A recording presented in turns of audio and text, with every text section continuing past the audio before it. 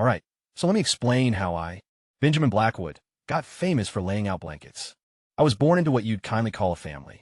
But honestly, we were just a bunch of starving people who happened to live on the same tiny plot of land that we didn't even own. 2 brothers, 3 sisters, mom, dad, and me, a soul from an entirely different world, trapped inside the body of some medieval peasant infant. Surprise! My grand strategy? Use my knowledge of the future to drag everyone out of poverty. My actual life, though, busting my hump from dawn till dusk. So much that my mind could only form a single thought. Please just let me sit down. And the taxes. Oh my God, the taxes. Taxes on your harvest. Poll taxes just for existing. Fees to use the mill to grind a grain. You were already taxed on, and fees to use the oven. To bake bread from the flour. You just pay to grind at the mill. And then the church rolls up like, hey bestie, God needs 10% too. For what exactly? I'm literally just a kid hauling sacks of grain. My whole family breaks their backs all year long to make maybe 1 or 2 gold shields, and then the Lord and the church take almost all of it. That's not a taxation system. It's a recycling system where we're the garbage. So at 14, I'm at the market selling pathetic produce. And my hand-woven baskets, which, honestly, not a brag, were gorgeous. I've been weaving since I was 6. My baskets were way better made than most of the furniture nobles own. I'm setting up my little booth with military precision, when suddenly the crowd splits right down the middle, and in walks the most stunning girl I've ever laid eyes on. Pink hair like clouds at dawn, and armor gleamed like a mirror, with a voice like a crystal-clear spring. Her name was Cecilia, and she dropped 4 magical words. 2 gold shields yearly. My whole brain just completely shorted out. One half was busy calculating that this kind of cash was way more than my family makes in a year, while the other half was just staring blankly, going, pretty girl, like super pretty. I sprinted home so fast. I honestly think I shattered the medieval land speed record. My family instantly said yes, with the exact same hype as folks who just hit the lottery jackpot. Which, let's be real, we pretty much did. I threw on my finest shirt, finest meaning it had the fewest patches, and took off. Now, here's the deal with Cecilia's little crew of adventurers. There were 7 official members total, all trying to cosplay as the legendary 7 Knights, who originally established the human kingdoms. And then there was me, the total 8th wheel, the baggage boy, the dude whose entire job description basically boiled down to lay out blankets, fold up clothes, and don't humiliate yourself. Oh, did I mention that 3 of the guys in this squad were completely simping over Cecilia? You had a flashy knight, a noble swordsman, and some other good-looking prick. Meanwhile, there's me, the peasant boy, gripping a sleeping mat and trying to avoid all eye contact. But you know what? These guys were actually the real deal. I originally figured this was just some rich kid camping trip that's going to wrap up in a week. No way. They legitimately roamed the continent fending off wolves, bringing medicine to villages hit by the plague, and stopping local bullies, genuine hero stuff. I was seriously blown away, and I got to witness some mind-blowing things, like elves living deep in the woods, being all elegant and full of mystery, and dwarves down beneath the mountains, being incredibly loud and awesome. My simple peasant mind was blown day after day. At the same time, I turned being helpful into a literal masterpiece. I learned everything by heart. Calvin's plate armor must be wiped precisely 3 times with a delicate rag, or he gets super grumpy. Ellas nouvelles. Lay a finger on them and you're dead. Finn requires a hot mold cider before hitting the sack, or he's tossing and turning. I pretty much became the ultimate wingman, you know? The crew didn't just put up with me. They actually grew fond of me. But then the music kicked in. Musicians in literally every pub began chanting poems about her journeys. Cecilia got grand stanzas about her glowing blade. The warriors got valiant anthems about crushing beasts. And as for me, I got, and check out Benjamin, who unfolds his covers so quickly and smoothly that even the pickiest royalty couldn't find a flaw. He bartered 3 homegrown veggies for the pixies hidden. Nectar, he's the common folk savior. Grab another drink for the master of linens. The whole place would go wild every single time. So, yeah, that's what I'm known for. Not Benjamin the Clever, not Benjamin the Valiant. Just Benjamin Blackwood, the betting champion. Man, I'm gonna need way more drinks for this. Alright, so the whole legendary squad saga was kinda neat. But this is the exact moment my world goes completely off the rails. 6 whole years. For 6 years, I've been traveling around with Cecilia's gang, smoothing out sheets and bartering produce like a pro. Then, during a frosty winter day, a courier gallops in, looking like he'd stared right into the Grim Reaper's eyes, and drops the most shocking bombshell on the entire realm. The monarch of the Frostwind Empire had passed away. We were just unwinding in some posh frontier aristocrat's villa, after taking down a massive, hideous monster, feeling pretty proud of what we did. That report totally ruined the celebratory vibe, quicker than a skunk at a wedding. Later that night, Cecilia brought the 7 of us together in this intense, fire-lit office. Me, I was just doing my usual routine, just blending into the background, totally prepared to grab tea, or fix a cushion at a moment's notice. Suddenly, Cecilia spins around, wearing an expression I'd never seen before. Not her fun grin, nor her battle-ready general look. Something way heavier. Listen up, everyone. I've been keeping a major secret for ages. Oh, awesome. Great, great, great. That's always a super reassuring thing to hear. My actual name isn't Cecilia. I'm Sivya Vinsor, the second princess of the Frost Wind Kingdom. The whole place went dead silent, like you could hear a pin drop. Now look, we all kind of figured she was some kind of big deal. Regular folks don't just hand out golden shields, or own gear that's worth more than my whole hometown. But a royal? The second princess? I've been making a princess's bed for 6 whole years. Any crease I left was pretty much high treason. She kept talking, and honestly, things got wild. Her father passed without picking a successor. Her big brother and little brother were already fighting like cats and dogs, over in the capital, gathering supporters, and probably sharpening their blades. Meanwhile, the neighboring realms were getting restless. Orcs up north were stirring up trouble. Elves out west were getting defensive. The entire realm was ready to blow up, like a keg of gunpowder, surrounded by way too many burning matches. I'm heading back to the capital to settle this, she said, jaw set like iron. And if that fails, I'll claim the throne myself. Cheese, actual cheese. This woman went from adventuring party leader to future queen in a single speech. As she pulled out a map covered in crests, she planned this whole thing out one by one. She handed territories to every party member. Calvin got land, Lorraine got land. Fiend, Livia. Ella Hill, land. Massive chunks, too. Prime real estate. This was going to be her power base, her loyal vassals. And then, she picked up the final crest and walked toward me. The blanket guy. I honestly thought she was going to hand it to someone behind me. But no, she stopped right in front of me with that familiar, teasing smile, the exact same one she'd use when telling me to go cook dinner. As for you, Benjamin, I started dropping to my knees, because what else are you supposed to do when a princess addresses you directly? She caught me before I hit the floor. You were never just our servant. You're our dearest companion. Without you, our legendary quest would have been at least 30% less legendary. And she placed a crest in my shaking hands. Frosthold Town, Baron Blackwood. A baron? Me? She pointed at the map. My territory was way out west, right on the edge of the kingdom, in what looked like the most depressing, frozen, middle-of-nowhere corner of the entire map. It's a bit remote, she said, which is princess speak for. It's pretty much the armpit of the realm, but belongs entirely to you. My own land, property that's mine. Not a rental, not bled dry by some lord's taxes. Mine, the kid who used to get fined just for baking bread, is running a whole town now. Once Syria took off for the capital with her royal escort, the other 6 members of the party swarmed around me. Suddenly, everyone is my absolute best pal. Congrats over here, vows of support over there. If you ever need a hand, just let us know. And look, I was grateful for it. I truly was. But I'm not clueless. I can read the room. Just yesterday, I was the nobody they ordered to wash their laundry. Today, I'm a peer of the realm. Funny how that works, huh? The handshakes get a lot warmer when you have a title. I expressed my gratitude to every last one of them, politely and with caution. Then I tucked away every single pledge in the back of my mind, kind of like a squirrel storing acorns for the winter. After that, I boarded a coach with a single night protector and one young scribe that Syria had assigned to me, and we journeyed westward. The landscape outside, the carriage window, shifted from lush fields to, well, things are looking pretty bleak. To why on earth is everything barren and dead? In no time at all, snow began pelting the windows. The gale was howling furiously, almost like it was deeply insulted that we dared to pass through its domain.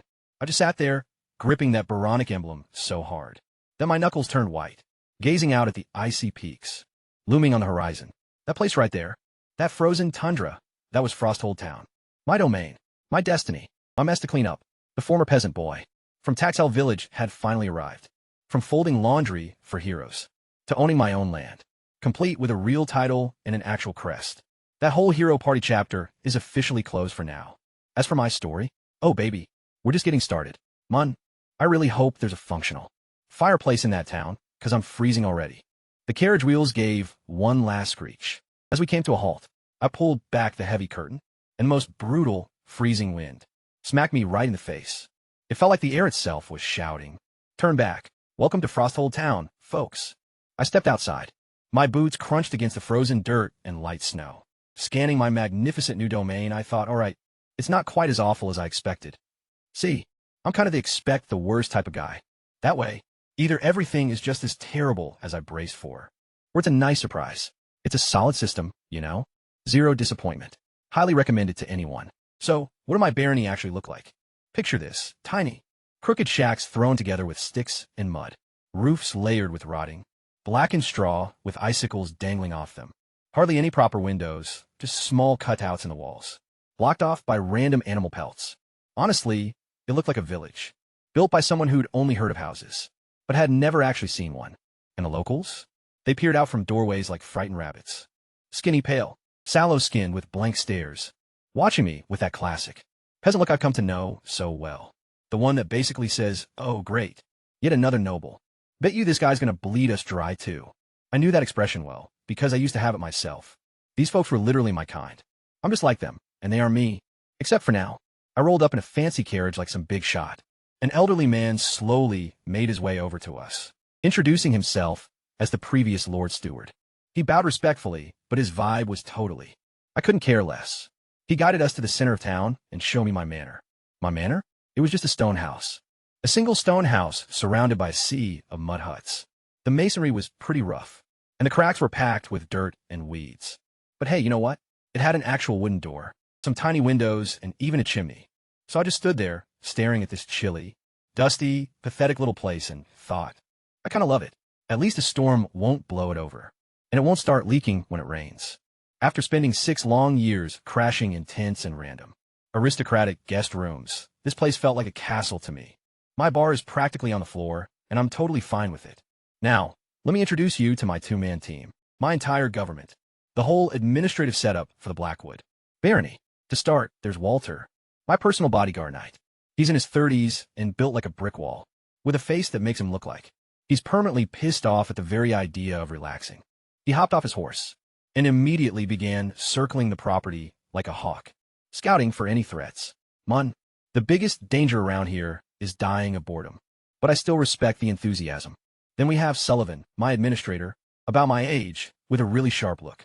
He comes from a merchant family, obviously a sharp guy. He took one look at the town, scowled for a couple of seconds, and then immediately shifted into crunching profit margins. I liked him right away. See, here's the deal. Princess Syria was the one who assigned them both to me, and I'm pretty sure she did that on purpose. They might not be thrilled about being stationed in this frozen wasteland, but neither of them treats me like crap just for being a former servant. That's kind of rare, and I really appreciate it. We drag our gear inside. The interior was just as miserable as you'd imagine. Dirt floors, ice creeping up the walls, and dusty furniture that looked like it hadn't been touched since the previous lord passed away, or bolted, or whatever else happened to him. We managed to tidy up 3 rooms. The large one became my bedroom/office, and the other 2 went to Walter and Sullivan. Then I called my very first official meeting. Super impressive stuff. 3 guys around a crooked table with shaky chairs, and a tiny flame in the hearth that wasn't heating much of anything. Have a seat, I said, gesturing like a real leader. Sullivan sat down, but Walter marched straight to the entrance, stood as rigid as a flagpole, rested his hand on his sword, and declared, "I'm going to keep watch, sir, just in case anyone is eavesdropping." Sullivan just cracked up. "My dear knight, it's freezing out there. Even the dogs won't stir. Who exactly do you think is pressing their ear to our wall right now?" I couldn't help but chuckle too. "Walter, your vigilance is admirable. But Sullivan makes sense. Take a seat. It's just the 3 of us here." Walter paused for a moment before walking over to stand by the table. He stayed on his feet, alert and on guard, treating the chair like a total trap. "Fine, have it your way. Tough guy, all right. Let's talk business. I'm serious, Sullivan. I need data, the population numbers, revenues, taxes, and expenditures. Whatever is in our vault, all of it. I gotta know just how broke we are." Sullivan gave a nod. "I'm gonna need a day or 2 to figure things out with the local tax official, if you can even call that slow. Old guy a collector, but from what I gather, this town survives on whatever bits the nearby woods can offer. Some pelts, raw timber, and the locals craft some basic mats and baskets. The output is tiny and the profit is, well, let's just say pretty depressing baskets. They weave baskets. The universe is playing with me. I literally built my name on making baskets. And now my whole economy depends on baskets. Give me those statistics as fast as you can. I ordered, and then we got to go scouting. Somewhere out in these peaks and woods. There's bound to be something of worth. An undiscovered mine, a unique plant. Something we didn't relocate here to stay poor. I stopped and glanced at the two of them. Princess Syria entrusted me with this territory. As a token of faith and a real chance. We're going to build something out of it together. Sullivan then mentioned one final detail. Right before I managed to walk away, sir. You need to be formally introduced. An official introduction. So the whole town knows you're the new boss. It shows who's in charge and calms everyone down. I just gave this kind of mysterious smirk, the kind that makes people assume. You got a master plan, even when you're totally winging it. Don't sweat it, I replied, clapping his shoulder. I've got a little idea. No need for any grand celebrations. Then I wrapped my cloak tightly and stepped out into the bitter, gloomy desert of a town behind me. Sullivan glanced at Walter and remarked, "Quite an interesting Baron, huh? I thought he'd be way more clueless, or maybe trying too hard to act all noble." Walter stayed silent. Classic Walter. Sullivan just kept talking anyway. To be honest, on the trip out here, I was terrified I'd serve some whiny aristocrat who'd bleed these poor folks dry of every penny, just to upgrade to a fancier chair. But this guy actually has some vision. He watched me through the glass as I trudged through snow, my cloak billowing in the breeze, looking way more dramatic than I actually felt. It's just that we're going to be swamped. Mr. Walter, seriously. Yeah, we really are. Because transforming a frozen, backwater, weaving outpost into something worthwhile is going to require every single bit of wit I possess, both from this current life and what I brought over from the old one. But hey, I went from tax peasant to blanket savior to lord. If anyone can turn this icy rock into something real, it's the guy who once bartered a few turnips for Elvin. Honey, let's make it happen. The wind was battering me like I owed him money. My coat's kind of thin, my pride even thinner. But hey, I'm a baron now, so I'm strolling down Frosthold's main street. Like I own the place, which technically, I totally do. Kids were peeking at me through cracks in doors, like I was some kind of bizarre animal at a zoo. Look, Mommy, it's a nobleman, a real one. Their clothes were way thinner than mine, which, honestly, made me feel pretty guilty for even complaining about the cold. I walked over to the edge of town and found a small creek, not quite frozen solid yet. Women were kneeling on the ice, smashing it open with wooden mallets to fetch water. Watching them, the modern person inside me was screaming, "Boil your water. Bacteria. Disease. Boil it." But I shut that voice up real quick. I tried that with my own folks. Back when I was just a serf kid. You know what my mom said? "You want me to burn firewood just to heat water? We don't own the forest, Benjamin." When you're poor, even boiling water is a luxury. So yeah, that bright idea goes right back on the shelf for now. Made it back to the manor by dusk. Walter was posted at the door like a gargoyle. I'm starting to think. He doesn't actually move when I'm not looking. He just stands there frozen, keeping watch. Inside, Sullivan was hunched over some ancient, faded scrolls by candlelight, looking like a man who'd seen things. Awful things. Bookkeeping things. "Sir, I've been wrestling with these ledgers." He rubbed his brow like it was physically painful. "It's worse than we thought. There are basically no real records here. The vault contains nothing but moldy oats, and a stack of cheap pelts that smell like they died twice. And literally nothing else. The former ruler's deputy pretty much gathered just enough supplies and taxes to feed himself and his two assistants, and that's it. I wasn't shocked. You can't get blood from a stone. And Frosthold Town was pretty much a rock, shaped like a village. I told him about my stroll. The town's got barely any firewood, which is kind of odd since the woods are right there. Why aren't they chopping trees? Walter chimed in from his corner. The first time on his own, write that down. Savage beasts, sir. Starving wolf packs, bears waking up from sleep. Even skilled hunters won't venture out alone. Chopping would take time, and that makes you a target. Oh, right. I keep forgetting I'm not in my old world, where the most terrifying thing in the woods was a slightly cranky squirrel. This place has monsters that'd devour a logger. Like a little snack. I ran into plenty of those fiends. Back when I was with the heroes party. A few of them still haunt my dreams. Then an idea hit me. Those nasty pelts in storage. Nobody wanted them. They were basically trash. But trash is relative. To folks freezing to death, smelly fur is a blessing. Sullivan, tomorrow. You keep tracking those figures. Audit everything down to the last speck of moldy oats. Walter, you're heading out with me. We're going to go see the locals. Walter inquired which homes. Every single one. His brow twitched just a tiny bit. A subtle look that screamed, "Are you serious?" Masked behind his professional soldier face. But he kept quiet. Good guy. The next morning, overcast skies. Because of course it's gloomy. Does daylight ever actually reach this place? I'm kind of starting to doubt it, Walter. So I grabbed 2 bundles of those awful pelts. Right out of storage. These things were nasty. All patchy, and they smelled like something crawled inside. Dye came back to life, and then kicked the bucket again. The old lord just abandoned them here, since even he didn't want the stuff. But for the folks living in Frosthold, this was basically a high-end winter coat. And that's how my Baron Goes Door-to-Door campaign started. Knock, knock. Hey there, I'm your new lord. Take this smelly fur. Ask a few questions, jot down some notes, and move on to the next place.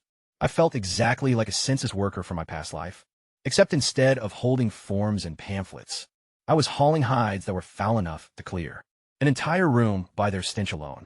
I didn't have enough outerwear for everyone, so I set a rule: children first. Only households with little kids would get them. When these skinny, exhausted parents saw me, handing over actual supplies for their youngsters, completely free of charge, their expressions cycled through about 15 emotions all at once. Total confusion, utter shock, deep suspicion, and then more confusion. One mother even tried to force her kid to kneel and bow down. I brushed that off right away. Nobody's going to bow to me over some decayed hide. At every single house, I logged their names, household size, ages, and any useful talents.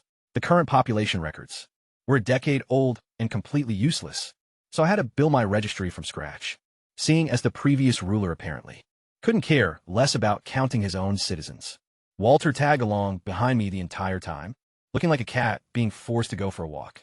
Totally professional, yeah. Was he happy about it? No way. But he kept his mouth shut like a pro. At one point, I kind of mumbled partly to him, and partly to myself. I only gave stuff to the families with kids. You think the folks who got nothing will get jealous and maybe steal from those kids? Walter scanned the horizon, and I noticed a few locals watching us, with unfriendly glares as he answered calmly. In theory, sure. But stealing a baron's gift is a huge crime, unless they're sure you won't punish them, or they're just too desperate to care. All this chaos over some smelly pelts. I cracked a smile, but it wasn't a cheerful one. This whole visiting every single home gig was going to take days. If I had more staff, I'd just delegate. But guess what the last lord did before taking off? He packed up every single useful person, and every piece of value, like he was plundering his own land. On his way out, leaving me a hollow shell. Thanks a lot, pal. Super classy. Then, right at the edge of town, we spotted something intriguing. One home stood out. Every other house in Frosthold was built the exact same way. Wooden frames, woven twigs, and mud plastered on both sides. Your basic medieval poverty build. But this place used rammed earth, with walls that were thick, dense, and pretty smooth. I reached out to brush against it, and felt something really solid and firm beneath my fingers. Chilly to touch, yet strangely familiar. It felt a lot like low-grade concrete from my past life. Suddenly, my mind just completely lit up. Somebody in this icy, godforsaken village knew how to build with rammed earth.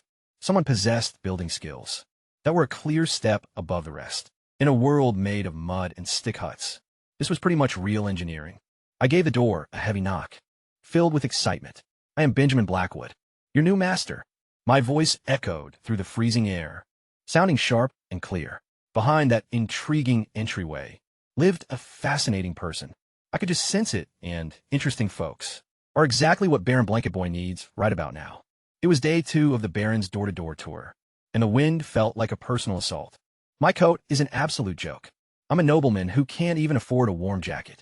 Still, the kids peering at me through the cracks wore much thinner clothes, so I shut up about my own issues real quick. I came across the local creek, which wasn't totally frozen, so that's a plus. Women were cracking the ice with wooden mallets, just to fetch water. Every single part of my modern mind was completely losing it. Boil that water. Think of the germs. The pathogens, please. But I've been down this exact road before. Quite literally. Back when I was a peasant kid, I begged my mother to boil our water, and she stared at me like I'd suggested burning cash. Because when you're dirt poor, firewood basically is cash. So, I filed that concept away for later. Once I can actually provide some fuel. I made it back to the manor after dark. Walter was waiting by the entrance, naturally. Honestly, I think he runs on solar power, and just stands there soaking up a charge all day. Sullivan was hanging out inside, struggling with ancient manuscripts by candlelight. He seemed genuinely hurt. The bookkeeping is beyond awful, sir. There basically aren't any logs. The vault just has some spoiled grains, pelts that reek of rotting laundry, and literally nothing else. The old lord's assistant gathered barely enough stuff to feed himself and that's kind of the whole economy. Tragic, honestly. I'm so stunned. Can you see how stunned I am? I brought up a detail I spotted on my stroll. The village has next to no log for the fire, which makes zero sense with a massive forest right there. Like, I can literally spot the trees from here. Why is everyone freezing? Walter actually spoke up on his own. Quick, write this down in the history books. Fierce predators, sir. Starving wolves, angry bears. Even skilled trackers won't venture out alone. Cutting what slows you down, and being slow means your dinner. Oh right, I keep forgetting that. The woods in this world aren't state parks, with neat pathways and guide maps. They're death traps packed with beasts. That'd snack on a woodsman like a toothpick. I witnessed plenty of nightmare fuel back in my raiding party days. To know that Walter wasn't making it up. So I came up with an idea. Those gross pelts that nobody wanted, we're handing them out house to house, like a medieval Father Christmas. Except instead of cool gifts, it's smelly raw leather. And instead of it's, I'm your new boss, please don't despise me. Walter, you're tagging along with me tomorrow. We're gonna drop by the locals' places. Which specific homes? Every single one. His eyebrow twitched just a tiny bit. That's pretty much the Walter version of a regular guy. Yelling straight into a pillow the next morning. We snatched up 2 piles of those terrible pelts and hit the road. Man, these things were balding, rigid, and reeked like they'd been soaking in pure misery. The last ruler just dumped them, since even he thought they were total garbage. But out here in Frosthold, one man's trash is a treasure, baby. I only passed them out to households with kids. When those scrawny, gaunt-looking parents noticed me gifting them stuff, rather than robbing them blind, their expressions did this wild thing. It's like their minds couldn't quite process what was happening. Error 404, generosity not found. This one lady tried, making her toddler bow down. I put a stop to that real quick. Ma'am, please. Your kid is only 3 and these furs smell like a disaster zone. Nobody needs to kneel. At every single home, I logged down names, ages, household sizes, and traits. The old records were a whole decade out of date. Pretty much worthless, so I had to build it all up from scratch. Mostly because the former lord completely cleaned this place out. On his way out, he dragged away every capable worker, and every single item of value, leaving me a hollowed-out shell with some spoiled grain. A real class act. Eventually, we hit the final shack on the outskirts of the village, and a light bulb went off in my head. This spot was different. Every other place in Frosthold was made of twigs and mud. Just junk, but this one? Solid, compressed earthen walls. Thick, heavy, and perfectly level. Running my hand over it, I noticed a vibe. Kind of like that cheap concrete from my past life. Somebody around here understood building methods. They were way too advanced for a backwater town. My heart began pounding a bit faster. I gave a firm knock, and the door cracked right open. A young girl peeked out, wearing a headscarf. With anxious eyes, she caught Walter's stone-cold, murderous expression behind me and almost passed out. Vous welcome, Baron. Sir, welcome. The poor thing was trembling. I didn't head inside just yet. Instead, I felt the wall once more. The mud you guys used for this wall. What kind of special ingredients did you mix in? Her eyes darted around. Oh, that's just ordinary mud, sir. Nothing special. Total liar. That's literally the worst lie I've ever heard. Look, I've been a peasant, a servant, and a blanket hero. I know exactly what normal mud walls look like. And this ain't it. But I didn't press her. I just gave a mysterious smile. If you say so. Then I stepped inside, and my jaw practically dropped. This tiny house was absolutely immaculate. The floor was clean, without a speck of dust. And the furniture was neatly arranged. And above all, there was zero odor. Every impoverished family's home has that identical heavy stench of sweat, mildew, and misery. Not this place. It smelled of fresh grass and herbs. My own manor was literally in worse shape than this girl's. Hunt. I felt kind of personally attacked by her housekeeping skills. What's your name? Chesvia, sir. Next, I started snooping around, because that's what barons do. Apparently. Right away, I spotted 3 impossible things. First, a bucket in the corner packed with decaying leaves, grass, and kitchen scraps. It gave off a fermented odor. Walter covered his nose and muttered a curse. But I knew that scent immediately. That stuff wasn't trash. That was compost. What's this? I inquired, gesturing toward it. Just a garbage pail, sir, she replied, her eyes shifting nervously again. A pair of fresh green veggies sat on a ledge near the cooker. Vibrant greens right in the dead of winter, inside the most frozen, desolate town across the entire realm. These greens looked like they were just gathered this very morning, totally bright and crisp. Quite a contrast to the completely gray, dead world outside. Where'd you get these? I bought them. No, you definitely didn't. I took a step closer. Look, I'm a farmer's son. I get agriculture. Stuff like this doesn't grow anywhere near here right now, not even in the wealthier provinces. Where do they come from? Walter leaned in, exuding his heavy battlefield intimidation vibe, and the poor girl turned pale as a ghost. Her lips quivered. She was just about to snap, and that's precisely when I dropped the whole tough guy act. Hey, don't be scared, Chesvia. I'm honestly not trying to threaten you. Actually, I'm quite impressed. I scanned the room once more. The walls, the fertilizer setup, those impossible vegetables, the absolutely flawless housekeeping. You're sharp. You know things that others don't. And you've managed to build yourself a life that's miles ahead of anyone else in this town. Then I pitched my offer. How would you like a position at the Baron's Manor? I need someone who genuinely knows how to get things done. Someone kind of just like you. Her face flickered with shock, bewilderment, distrust, and then optimism. A whole buffet of emotions. You don't got to give me an answer right away. I'll head back. Walter and I made our exit. He stayed totally silent. Classic Walter. Once back at the estate, Sullivan caught that I was in a great mood. Uncovered something intriguing today, my lord. More like found a pretty intriguing person. Later that evening, I sat under the glow of a candle, penning notes on coarse paper, using a rough quill and some awful ink. Super romantic, totally medieval, and a pretty frustrating first letter to my folks. I laid it all out for them. The freezing weather, the lack of money, and the possibilities. I wrote about old grouchy Walter and smart Sullivan, plus that mysterious Chesvia girl. I told them this place was just waiting for capable hands, like Dad's, and by the end, I just couldn't stop myself. Your boy's a big deal now. I can give you a real home. Writing down those words, man, that hit different. The peasant kid who got fined just for breathing is actually inviting his folks to live on his own land for free. The next letter was for Princess Syria. Strictly business and respectful. Here's where things stand. Here are the issues. And here is what I might need. How to phrase it carefully. The princess is currently fighting for a crown, so getting on her nerves is the last thing I want. Both of the notes went into the same packet, so now I just needed a trading caravan to head through here and take them. There's no mail system in this fantasy realm, you know? No tracking codes, no proof of delivery. Just gotta pray a wolf doesn't take out the courier. I closed up the letters, stared out into the dark, icy night, and had two totally opposite feelings. I miss my family so badly it practically ached. But I was also thrilled about today's discovery. A girl who can build concrete structures and cultivate crops during the winter, right in a place where everyone else is barely getting by. Oh yeah, Chesvia is keeping some secrets, and I'm going to need every single one of them. Just 2 more days of visiting folks in this bitter cold. Just 2 more days of Walter guarding me, like a living weapon, as I distributed foul pelts and took down names. My notepad was filling up fast, and my nerves were wearing kind of thin. Honestly, I couldn't even feel my fingers anymore. I dropped by Chesvia's place once more. She was still on edge, but hey, she didn't seem ready to pass out.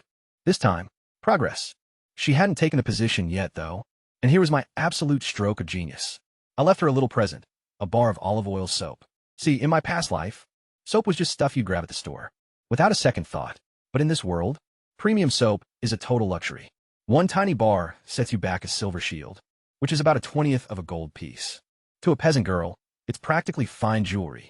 I actually caught this habit from the ladies in the heroes' party. They used this pricey soap daily like it was nothing. And when I gave it a shot for the first time, oh man, years of built-up peasant filth just washed right off. Felt like shedding an old skin.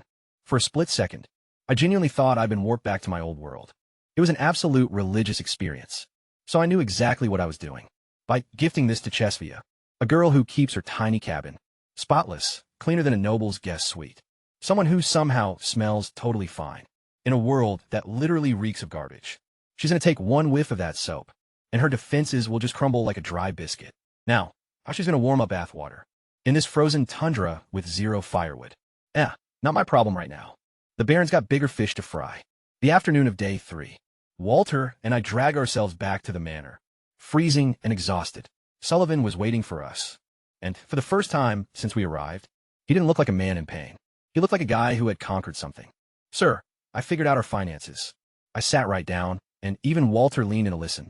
The situation isn't great, but it's not completely hopeless. He cleared his throat, as if he were about to present to a royal court, instead of 2 frozen guys in a stone shack. Treasury report, the moldy rye. After tossing out the parts that were basically poison, it came to about 7 quarters, roughly 290 liters of grain. The remaining pelts were worth next to nothing. Hard cash, 0, not a single copper coin. The previous lord ran a barter system that yielded Just enough food to keep his local agent alive. That's it. That was the whole economy. My inheritance was literally some bad grain and nothing else. But then Sullivan's merchant-born eyes started to light up. Sir, I found something in the old trade records. The woods west of here, Gray Whisper Forest, produces some genuinely excellent timber.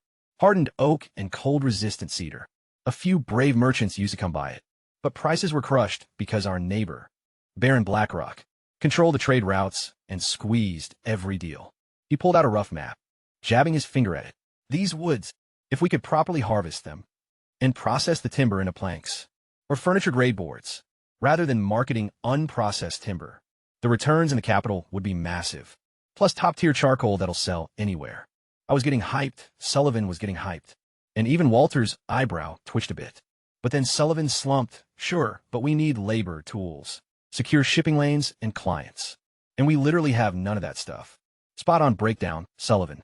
You're sharper than I thought. He looked kind of proud, as he should. That's when I flashed a particular grin. The exact smirk I've been holding onto for 3 whole days. Before we map out the rest, it's just about time. Would you boys care to enjoy a little performance? Both of them just gaped at me. Right on cue. Uproar suddenly erupted outside the manor. Guys shouting, women shrieking. A kid crying, the ultimate medieval soap opera package. Delivered straight to my front door. Walter shifted from just standing there to full-on battle mode. In basically 0 seconds flat. Grip on his blade, glare sharp as a laser. Sullivan and I traded glances, and I could tell he caught a vibe in my look. That threw him off. I wasn't caught off guard at all. See, I've been waiting for this exact moment. Back when I gave away those pelts. Strictly to households with kids. I knew this was going to go down. Remember what I asked Walter? Will folks get envious and brawl over smelly hides? And he told me yes, unless they were scared of consequences. Well, here it comes. We swung the door open. Around 20 villagers had clustered into a pack, doing what old-school crowds do best, gawking at the chaos while acting like they aren't loving it. Front and center, 2 guys were clutching each other's collars, yelling right in each other's faces. Close by, a woman was holding a terrified, weeping infant. Strewn across the ground were bits of that familiar, smelly pelt.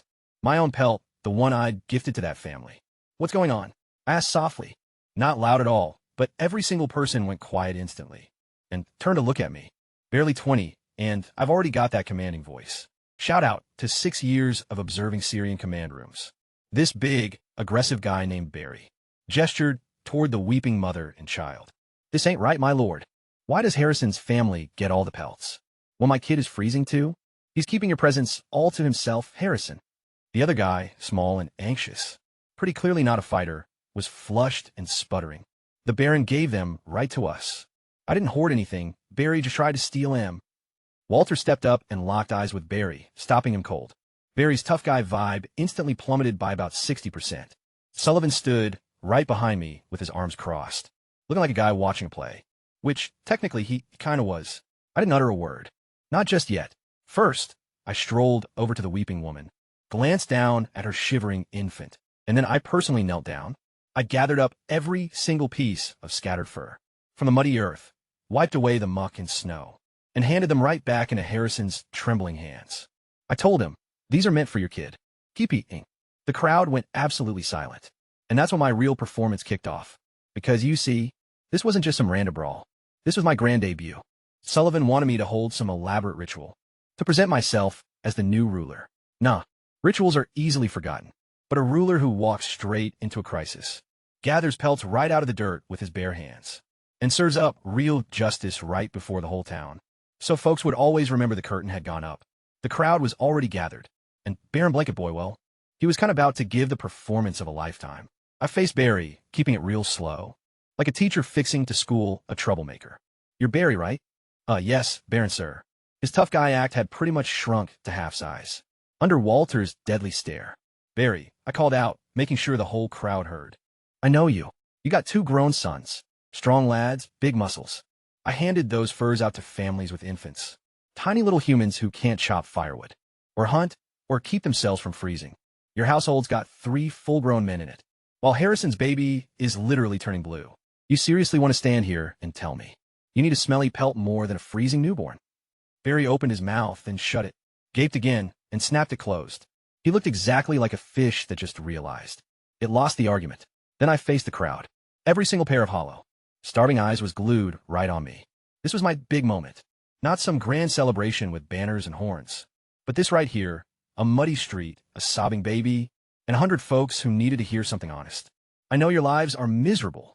I projected into the icy air.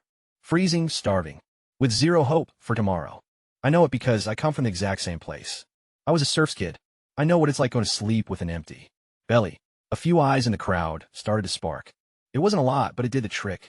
I'd found a weak spot in their cold indifference, so I decided to strike hard. I didn't show up here just to see you guys bickering over leftovers like wild animals. Today you're fighting for pelts. Tomorrow it's what? Pulling blades over kindling? Are you seriously going to murder each other for a pile of twigs? Complete silence fell, just a breeze whistling through the thatched roofs. You could literally hear everyone's heart pounding. Seriously, it was just that quiet. This is over right now, I announced. Starting tomorrow morning, I'm setting up crews to head out into Gray Whisper Forest. We're going to chop logs and collect fuel. Any person who pitches and gets bread, plus some extra logs as compensation. Get the details at daybreak, right on this spot tomorrow. The crowd began to murmur and whisper, exchanging anxious glances because here's the thing that everyone was dwelling on, but nobody dared a voice. The woods will be the death of us. Barry, bless his obedient soul, hit his cue flawlessly. But my lord, the winter monsters, they'll shred us to pieces. Heading in there is a death sentence. Appreciate it, Barry, right on time. See, I was actually counting on that exact question. I whirled around, grabbing Walter's gauntlet hand, before he could even figure out what was happening, and shoved it straight up into the air, like he'd just taken home a championship boxing belt. Because we've got my ultimate defender, Sir Walter. Walter's expression shifted, going from completely blank to totally bright red. But I didn't stop there, no way. I went into full hype man mode. Sir Walter, who, completely on his own, wiped out a whole pack of dire wolves right on the frontier. Sir Walter, whose blade has taken down mountain bears larger than houses. Sir Walter, his bravery was personally praised by Princess Syria herself. He's gonna lead the guard and protect every single one of you. With him around, those woods monsters are nothing. Just bugs, jokes. Walter's private thoughts were pretty much bursting right out his head. I could totally read them. When I slay a wolf pack? What mountain bear? The princess never. I wasn't even. This guy is fabricating my whole life story on the spot. His usually expressionless face locked up completely. His eye twitched, and his cheek flushed a shade of crimson. I didn't think it'd show up. On that tin skin, he looked like a guy whose spirit was quitting his body, while his shell was forced to stand there and smile. But here is the brilliant part. He couldn't object. 100 villagers were gazing at him like he was a deity. Their eyes gleamed with optimism, pure comfort for the first time since my arrival. These blank-faced, famished folks looked like they finally trusted that tomorrow might actually be worth waking up for. And it was entirely due to Sir Walter, the monster hunter. Walter, being the expert trooper that he is, stifled whatever he wanted to yell at me, and forced out through gritted teeth.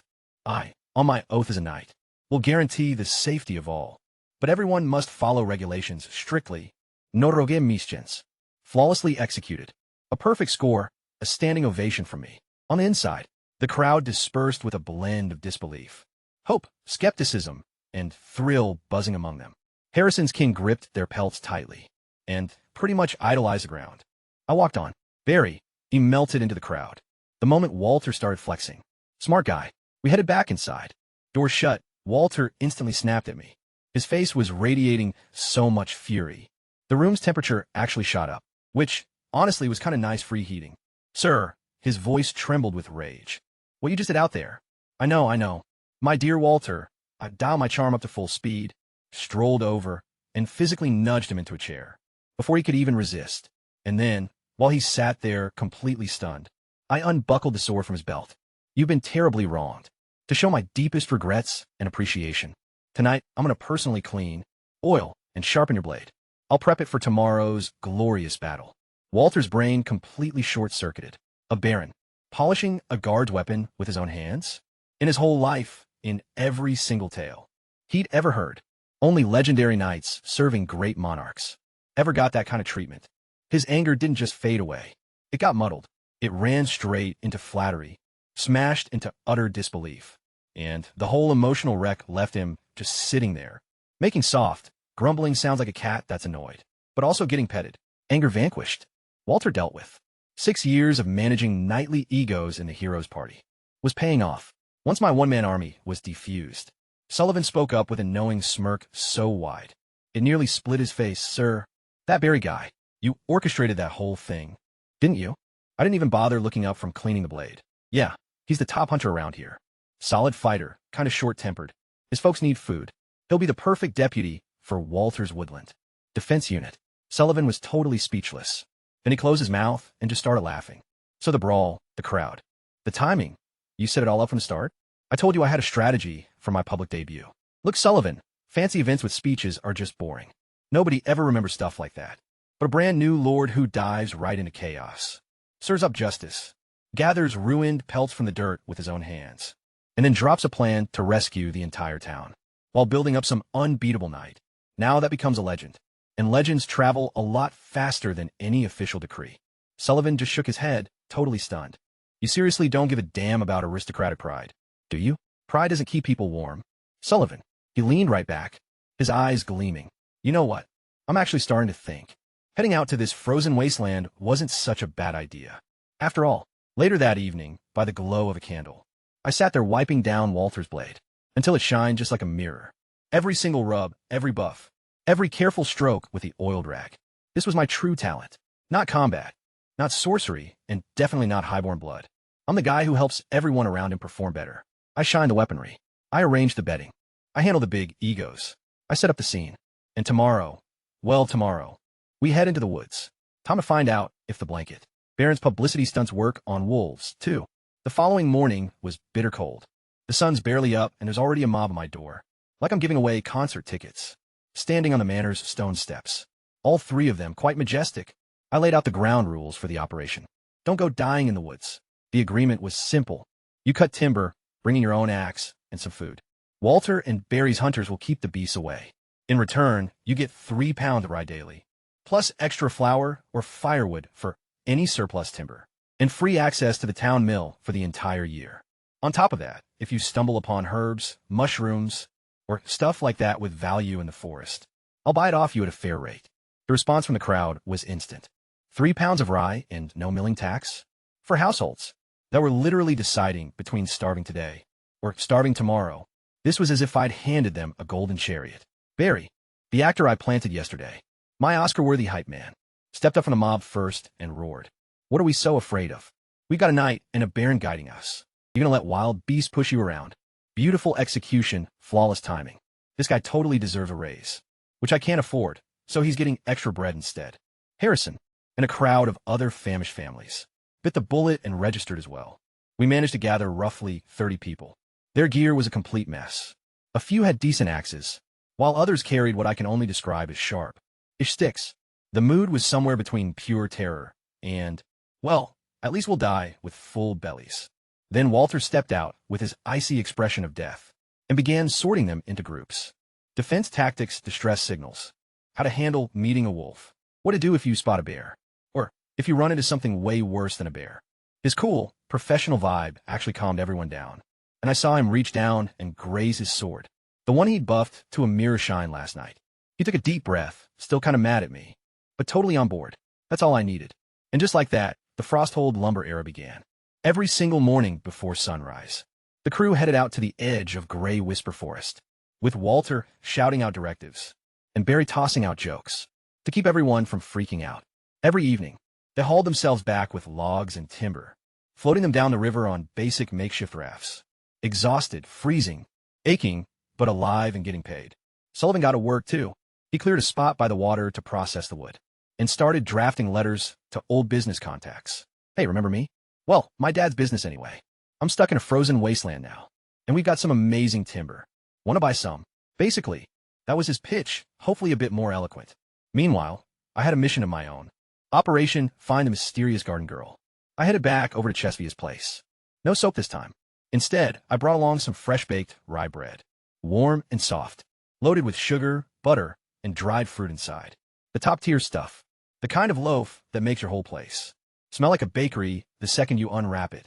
I uncovered the loaf from beneath a pristine linen cloth, and that scent just flooded her tiny, immaculate room like a warm hug. Her eyes went wide, her throat tightened. She was totally fighting the urge to drool. This girl normally survives on rock-hard rye crackers, and I just rolled up with a medieval equivalent of fresh croissants. Have a bite, I said casually, Acting like this wasn't calculated psychological warfare. I threw in some sugar, butter, and bits of fruit. Pretty good, if I do say so myself. Though honestly, I scanned the place with practiced innocence. I kind of prefer actual fresh fruit. Man, if someone could score me fresh fruit this time of year, well, that'd make me pretty damn happy. Subtle? Not at all. Effective? Absolutely. Chesvia swallowed hard, took the bread, and then told me to hang on. She grabbed a basket and bolted right out the door, returning minutes later with a cloth-covered bundle, stuffed with fresh hawthorn berries, currants, and apples, small, but red and flawless for winter. And this is in Frosthold, where literally nothing grows. I picked up an apple, holding it like it was a diamond. This is treasure. Total winter treasure. She was tracking my face with anxious, hopeful eyes, like a kid showing off an art project to their teacher. And I dropped my next move, as effortless as breathing. Oh, by the way, Chesvia, there's this small patch of land behind the estate. That's just sitting there. Why don't you manage it?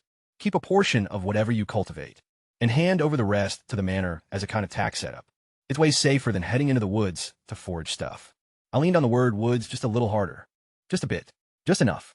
Interpret it. I'm aware you've been slipping into those monster-ridden, deadly woods to take care of some hidden garden, and I'd honestly prefer you stop putting your life at risk and just practice your plant magic legally on my property instead, where it can actually benefit me as well. She got the point. I watched her expression cycle through about 6 different emotions. She realized I'd totally figure out her secrets. She knew this arrangement was a gilded cage. Take the land, take the food, take the soap, and little by little, she'd end up tethered to the Baron's estate. Like a vine climbing up a trellis. She was the prey, I was the predator, and my trap was woven from pastries and toiletries. But honestly, what other choice did she have?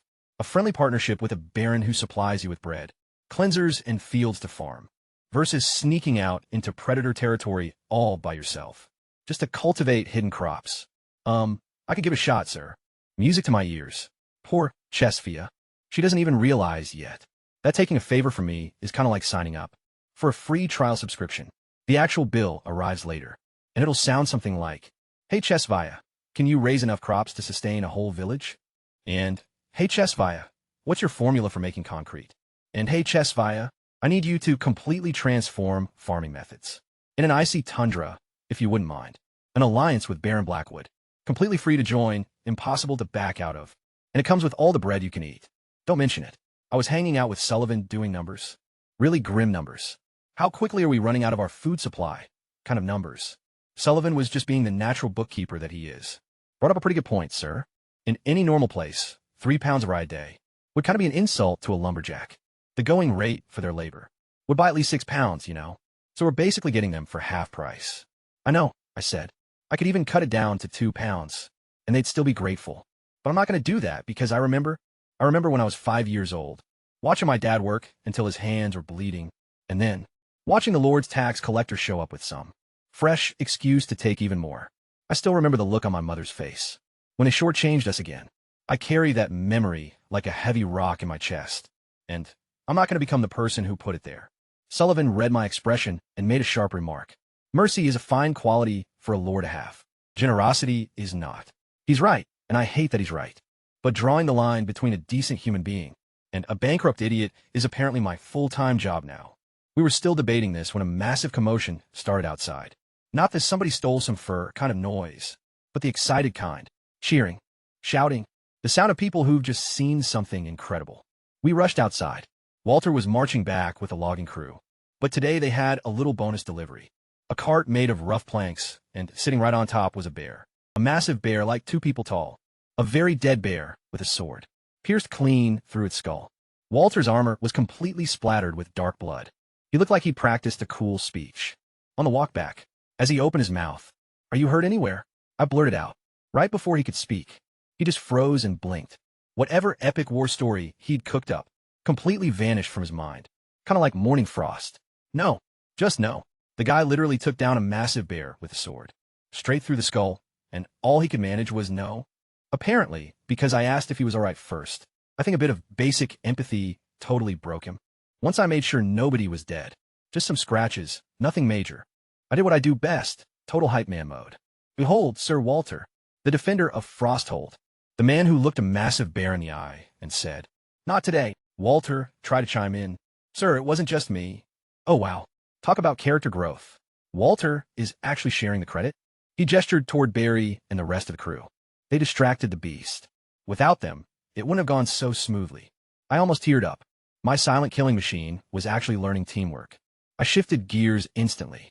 Then all of you are heroes. Every single hunter and woodsman who stood up to this monster. You're the finest Frosthold has to offer. And then I delivered the real crowd pleaser. We're roasting this bear tonight. To everyone who worked today, bring your families, it's feast time. The massive roar that erupted could have probably been heard in the next kingdom. I motioned to the town's sole tavern owner/cook and began rolling on my sleeves to help dress the bear meat. The cook practically had a heart attack. My lord, your noble status. You shouldn't be doing hard labor. Let me look for anyone who can help out around here. But being a noble doesn't feed people. This does, so I grabbed a skinning knife, and then I just started carving that bear up with a surgeon's precision. The cook was completely stunned. Everyone watching fell totally silent. My cuts were incredibly fast, clean, and exact, slicing the meat right off the bone, like I'd done it 1,000 times before, which I actually had, spending 6 years with the Heroes Party, dealing with pretty much every type of magical beast and monster you could think of. Massive forest boars, toxic swamp lizards, and tentacled stuff I'd honestly rather not remember. Compared to all that, a standard brown bear is a joke. This was easy. We threw the meat into every single pot. We managed to scrounge up from the village. The woodcutters' families brought over root veggies and dried herbs from their own kitchens. Barry made sure the food line stayed orderly. Meanwhile, I headed back to the estate with Sullivan and Walter to have our own quiet dinner. Sullivan pulled out a bottle of wine he'd been keeping hidden since we left the capital. Kept this a secret, he smirked. Oh man, you beautiful bastard. Wine. Legit wine. Not melted snow or some shady water from a well. Actual wine. I raised my glass. Just 3 guys at a basic table, eating bear meat by the glow of the fire. It felt kind of cozy. I filled them in on how Princess Syria had loaded up our wagon with all these fancy, aristocratic goods that are totally useless out here. Fine cristal glasuir, stitched in napkins, and an ornate letter opener shaped like a little sword. That woman packed like we were visiting a palace, rather than a frozen wasteland.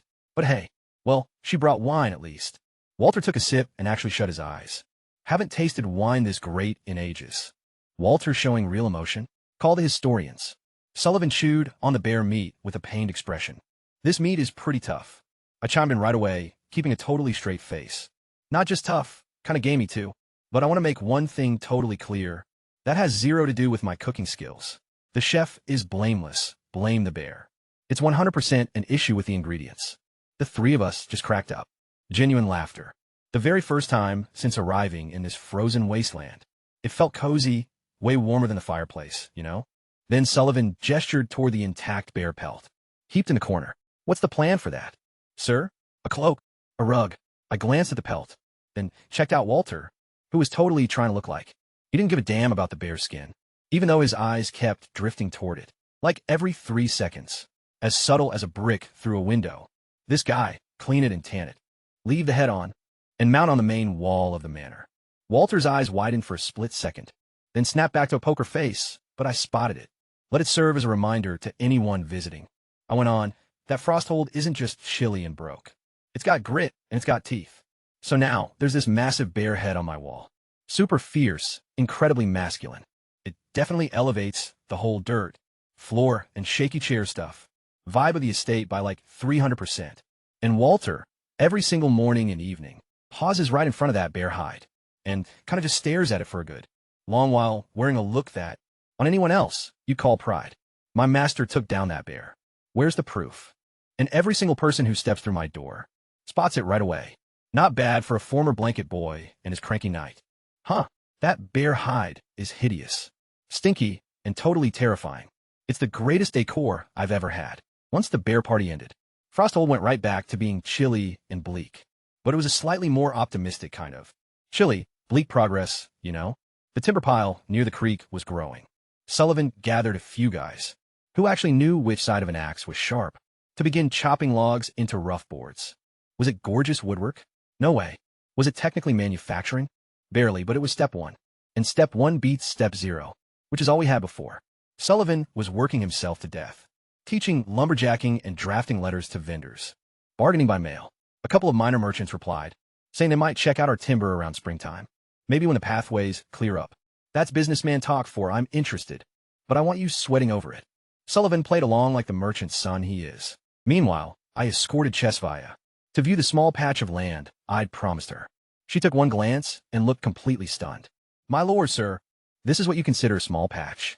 It spanned over 100 acres, the previous ruler's private fields, rolling all the way to the horizon, kind of like a frozen ocean of dirt. Kasa. Well, it's the former lord's estate land. So naturally, it's a bit spacious. Just start with a small section. Norus. Her face totally said, "You are insane," but her mouth said nothing. Since I'm her boss now. But here's the thing. Chesvaya is good. She didn't panic. She walked the land, found a spot near water, sheltered from wind, facing the sun. She had my 2 temporary helpers build windbreak shelters out of branches. Then she pulled out mysterious powders from somewhere and mixed them into the soil. Weird-smelling stuff, definitely not normal fertilizer. She planted cabbage and lentil seeds. I raised an eyebrow. Chesvaya. It's winter. Things don't grow in winter. That's basic common sense. She went quiet, struggled with herself for a second, then looked up with the expression of someone who's given up pretending. Just think of it as a little bit of magic, sir. Magic, she said. Magic. I didn't push further. I just smiled the biggest smile. How fun. I look forward to your results. My Minister of Agriculture. Minister of what? But I was already walking away. Power move. Drop a weird title. Leave before they can ask questions. Management 101. Back at the manor, Sullivan and I faced the real crisis. Math. 724 households, limited jobs, limited grain. The logging operation could only absorb so many workers. Most townspeople were just sitting in there freezing. Houses doing nothing. Weaving grass mats, patching tools. Slowly starving, sir. Taking on more staff isn't an option. Sullivan remarked gloomily. Our rice reserves can't handle it, and the timber revenue won't come in until spring. Once the trading convoys can finally move. We're in a bind. How much cash do we actually have? Every last cent, Sullivan chuckled. The most pathetic laugh. 0 from the last lord. Princess Syria granted us 20 gold shields as seed money. 20 gold shields for someone who used to be a servant? That's 6 years of pay, which is huge. But for a baron trying to establish a land from scratch, it's pocket change. It wouldn't even cover a week of proper construction labor. It's kind of like trying to buy a house with gift cards. I tapped my fingers against the table. Think. Then it clicked. Sullivan. Remember saying charcoal counts as currency everywhere? His eyes went wide. Yeah, the aristocracy loves it. The value is stable. It's easy to haul around, and the returns are great compared to raw timber. But sir, we're going to need charcoal kills, expert labor, and time. We've got wood, mountains of the stuff. We got jobless folks needing work, and we've got, I pointed to my head, some theory. Theory was doing some seriously heavy lifting in that sentence. Everything I knew about making charcoal basically amounted to a hazy recollection from my previous life, plus this one time during the hero party's travels, when I spotted a few locals, shaping dome-like mud kills on a slope, glimpsed from afar while just walking by for maybe 30 seconds. That was it. That was the sum total of my training in charcoal production. Did they hold me back? Not a chance. This is Frosthold. We make do with whatever we've got, and all we've got left is desperation and sheer stubbornness. The following day, I dragged Sullivan along, plus a few handy locals and this one old guy, who claimed he'd seen someone make charcoal once before. Heading out to the forest edge, we dug up clay, hauled heavy rocks, and began constructing a kiln. Based on my own foggy memories, a massive upside-down bowl shape seemed about right. So, this was basically attempt number 1. We fired it up, but the seal leaked all over the place. Air rushed inside, the wood caught completely on fire, and the whole thing burned down to pure ash. 0 charcoal, just 100% failure. That old guy stared at me like I'd promised him gold, but handed him a rock instead. Attempt number 2. We did a better job fixing up the seals, but the airflow and temperature were totally off. What we got out was either powder that crumbled the second you touched it, or half-burnt logs that were pretty much still firewood. The old guy looked at me like I'd promised him gold, and handed him 2 rocks. But I am Benjamin Blackwood. I managed to survive 14 years as a serf, plus another 6 years as a blanket servant. It actually washed finis alle. Stained undershirt in a river during a thunderstorm. Without a single complaint. I don't just quit. We closely analyzed every single mistake.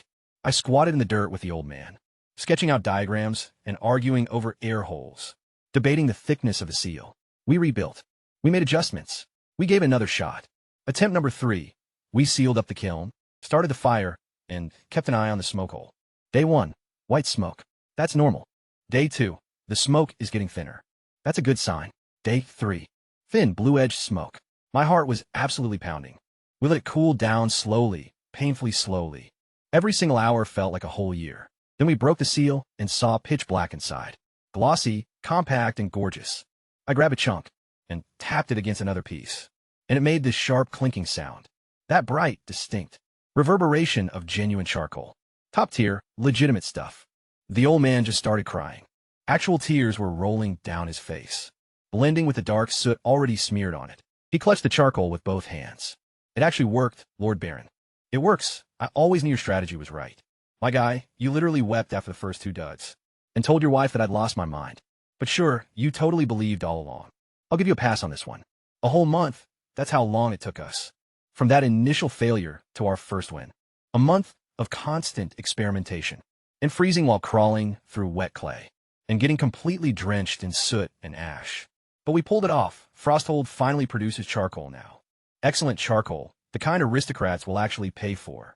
And on that exact same afternoon, since the universe seemingly chose to be kind to me. For change, I got updates from the test plot via plot. The patch she cultivated in the dead of winter. In the frozen dirt, featuring magical green stems. Minuscule, fragile, seemingly impossible little green shoots breaking through the earth. Right inside her protective windbreak structure. Thriving during wintertime in Frosthold. Charcoal in our kills, fresh greens in the snow. 2 absolute miracles on the same day. I stood there between the smoking kiln and the newly sprouting field, blackened by soot from head to toe, smirking like a total lunatic. The Blanket Baron venture is officially open for business. The charcoal trade pretty much exploded. Well, a sluggish, smoky kind of medieval rocket, but I still gave the old guy a promotion. He actually wept over our first good batch. So now he's chief of charcoal operations.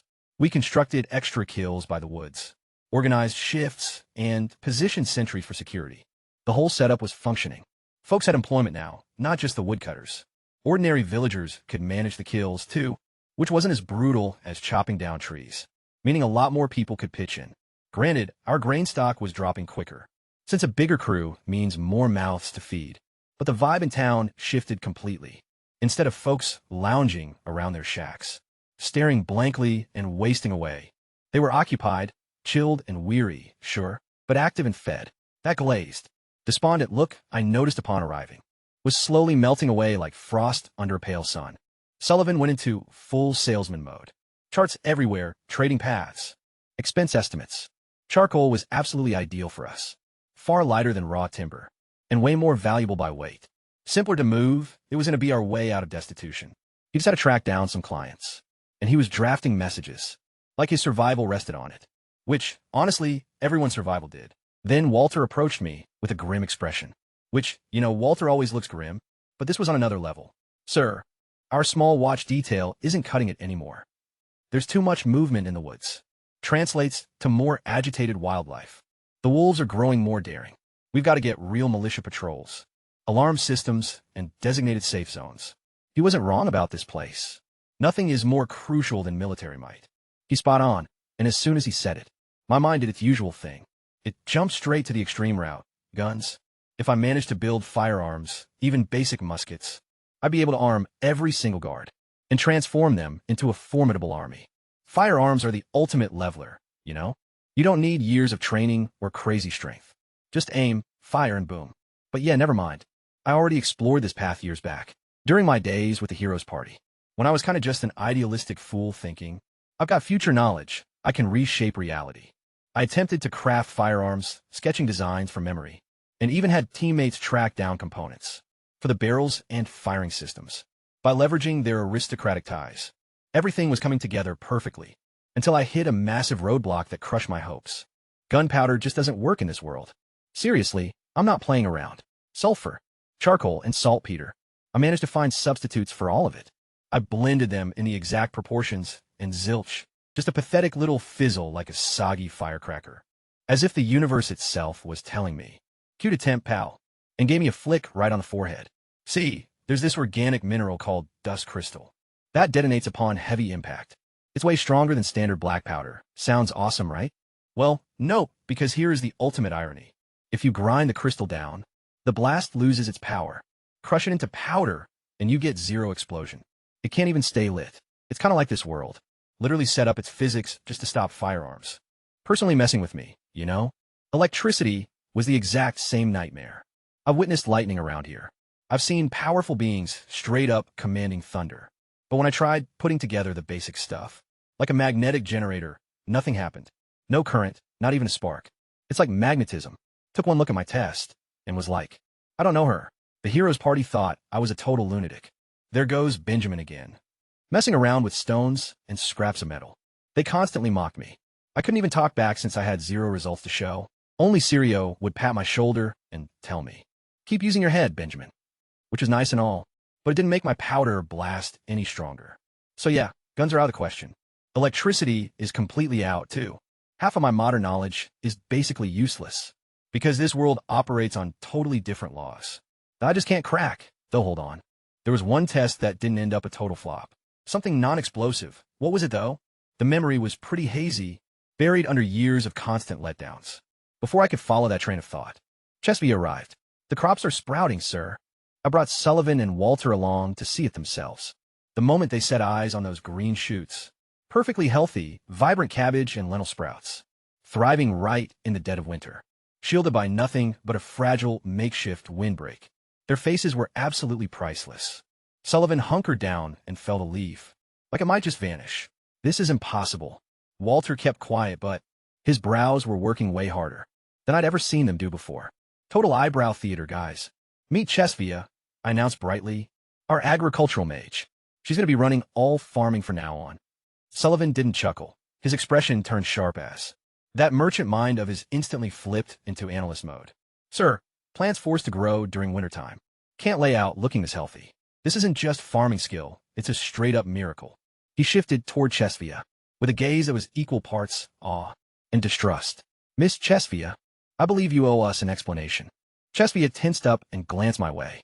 I offered a slight nod, so she looked back at Sullivan, then at Walter's hand resting easily on his blade. Gulping, she asked, can we talk somewhere private? Once inside the estate with my bedroom door shut, Chesvia stood before the three of us. Taking a deep breath, she slowly, very deliberately, reached up and untied the headscarf she'd been wearing every single time I'd run into her. Out-tumbled hair, white hair, a pure snow white that shimmered with a faint, otherworldly luminescence. It spilled downward like a cascade of moonlight, framing a pale, elegant face that all at once seemed very, very different from that of a typical peasant girl. Sullivan's mouth fell open. Walter gripped his sword a little tighter. Meanwhile, my own mind was basically doing a victory lap, since I kind of suspected something like this, ever since I first noticed concrete walls and fresh winter greens in a frozen wasteland. Chesvia wasn't just some clever girl. Chesvia was on a whole nother level, and whatever she was about to let slip, I had a feeling it's going to completely flip how I manage this. Barony, the blanket, the Baron's crew just got way more interesting. The headscarf slipped away, and tresses of white hair cascaded like liquid moonlight. Not gray, not blonde. Pure white, radiating softly in the dim space. The kind of ivory shade that screams, I'm no ordinary peasant girl. Way louder than words ever could. Walter gripped his sword hilt so fiercely that I heard the leather groan. A god touch from the pale church. Sullivan's expression rapidly cycled through. I knew it. To this is mesmerizing. And finally, this is going to be a giant headache. In roughly 2 seconds flat. As for me, my mind was throwing a victory party like called it. I knew she wasn't just some highly skilled gardener. Okay, a quick breakdown for anyone who isn't local, which is pretty much just me, you know? God touched are basically elite superhumans. You serve a deity, the deity favors you, and bam. You're granted a divine power known as a mind blade. Every single hero in the party possessed one. Sirius was terrifying, while Calvin's was flashy. They could pull off stuff that made regular folk stare in absolute shock. The Pale Church is among the largest faiths in the realm. Immense sway, massive authority, heavy politics. And Chesvia's snow white locks? That's the Pale Goddess's trademark. Her divine calling card. Essentially a massive neon sign declaring, this girl is linked directly to me. Discovering a god-touched Pale Church member, covertly residing in my minuscule icy domain felt just like stumbling upon a nuclear reactor, concealed beneath a backyard shed. Chesvia began speaking rapidly, her hands gesturing defensively. Please don't associate me with the current Pale Church. My mind blade, as well as this hair, were passed down from my folks. I don't actually revere the pale goddess myself. My parents broke away from the congregation way before I was born due to some disputes. All right, so we have runaways, inherited God-touched abilities, and religious drama. This girl's past has way more layers than an aristocrat's winter attire. You've kept this concealed your entire life. I remarked. Why? Disclose it to us now. She stared straight at me, manifestly anxious, sure, but with an underlying grit that I hadn't witnessed until now. I'm done laying low. I'm sick of existing like some ghost. I require a spot where I can actually utilize my talents, without constant dread. And you? She gulped, adding, you're my choice. Well, damn, Chesvia. That's easily the most fierce statement anyone in this frigid desert has ever muttered to me, even counting the time Walter took down a bear with his bare face. I gave a nod, then shifted towards Sullivan and Walter, and for the very first time since taking over as Baron, I issued an explicit decree, not a mere recommendation, nor a polite appeal, but a strict command. Chesvia's true background and her giftings are henceforth Frosthold's top classified information. No one learns a thing about this without my authorization. Period. Do you understand? Crystal clear, sir. Both replied, prompt and unwavering. Even Walter, who usually treats my orders like polite requests, he'll think about whenever he feels like it, stood straight. Awesome, because if the Pale Church ever found out, one of their escapees was cultivating magic crops, right in my backyard, we'd go from struggling barony to a full-on global religious crisis. In no time, then Chesvia broke down her ability. My mind blade is connected to plant life. I can feel and kind of guide their growth patterns, their physical traits, and, how should I phrase this?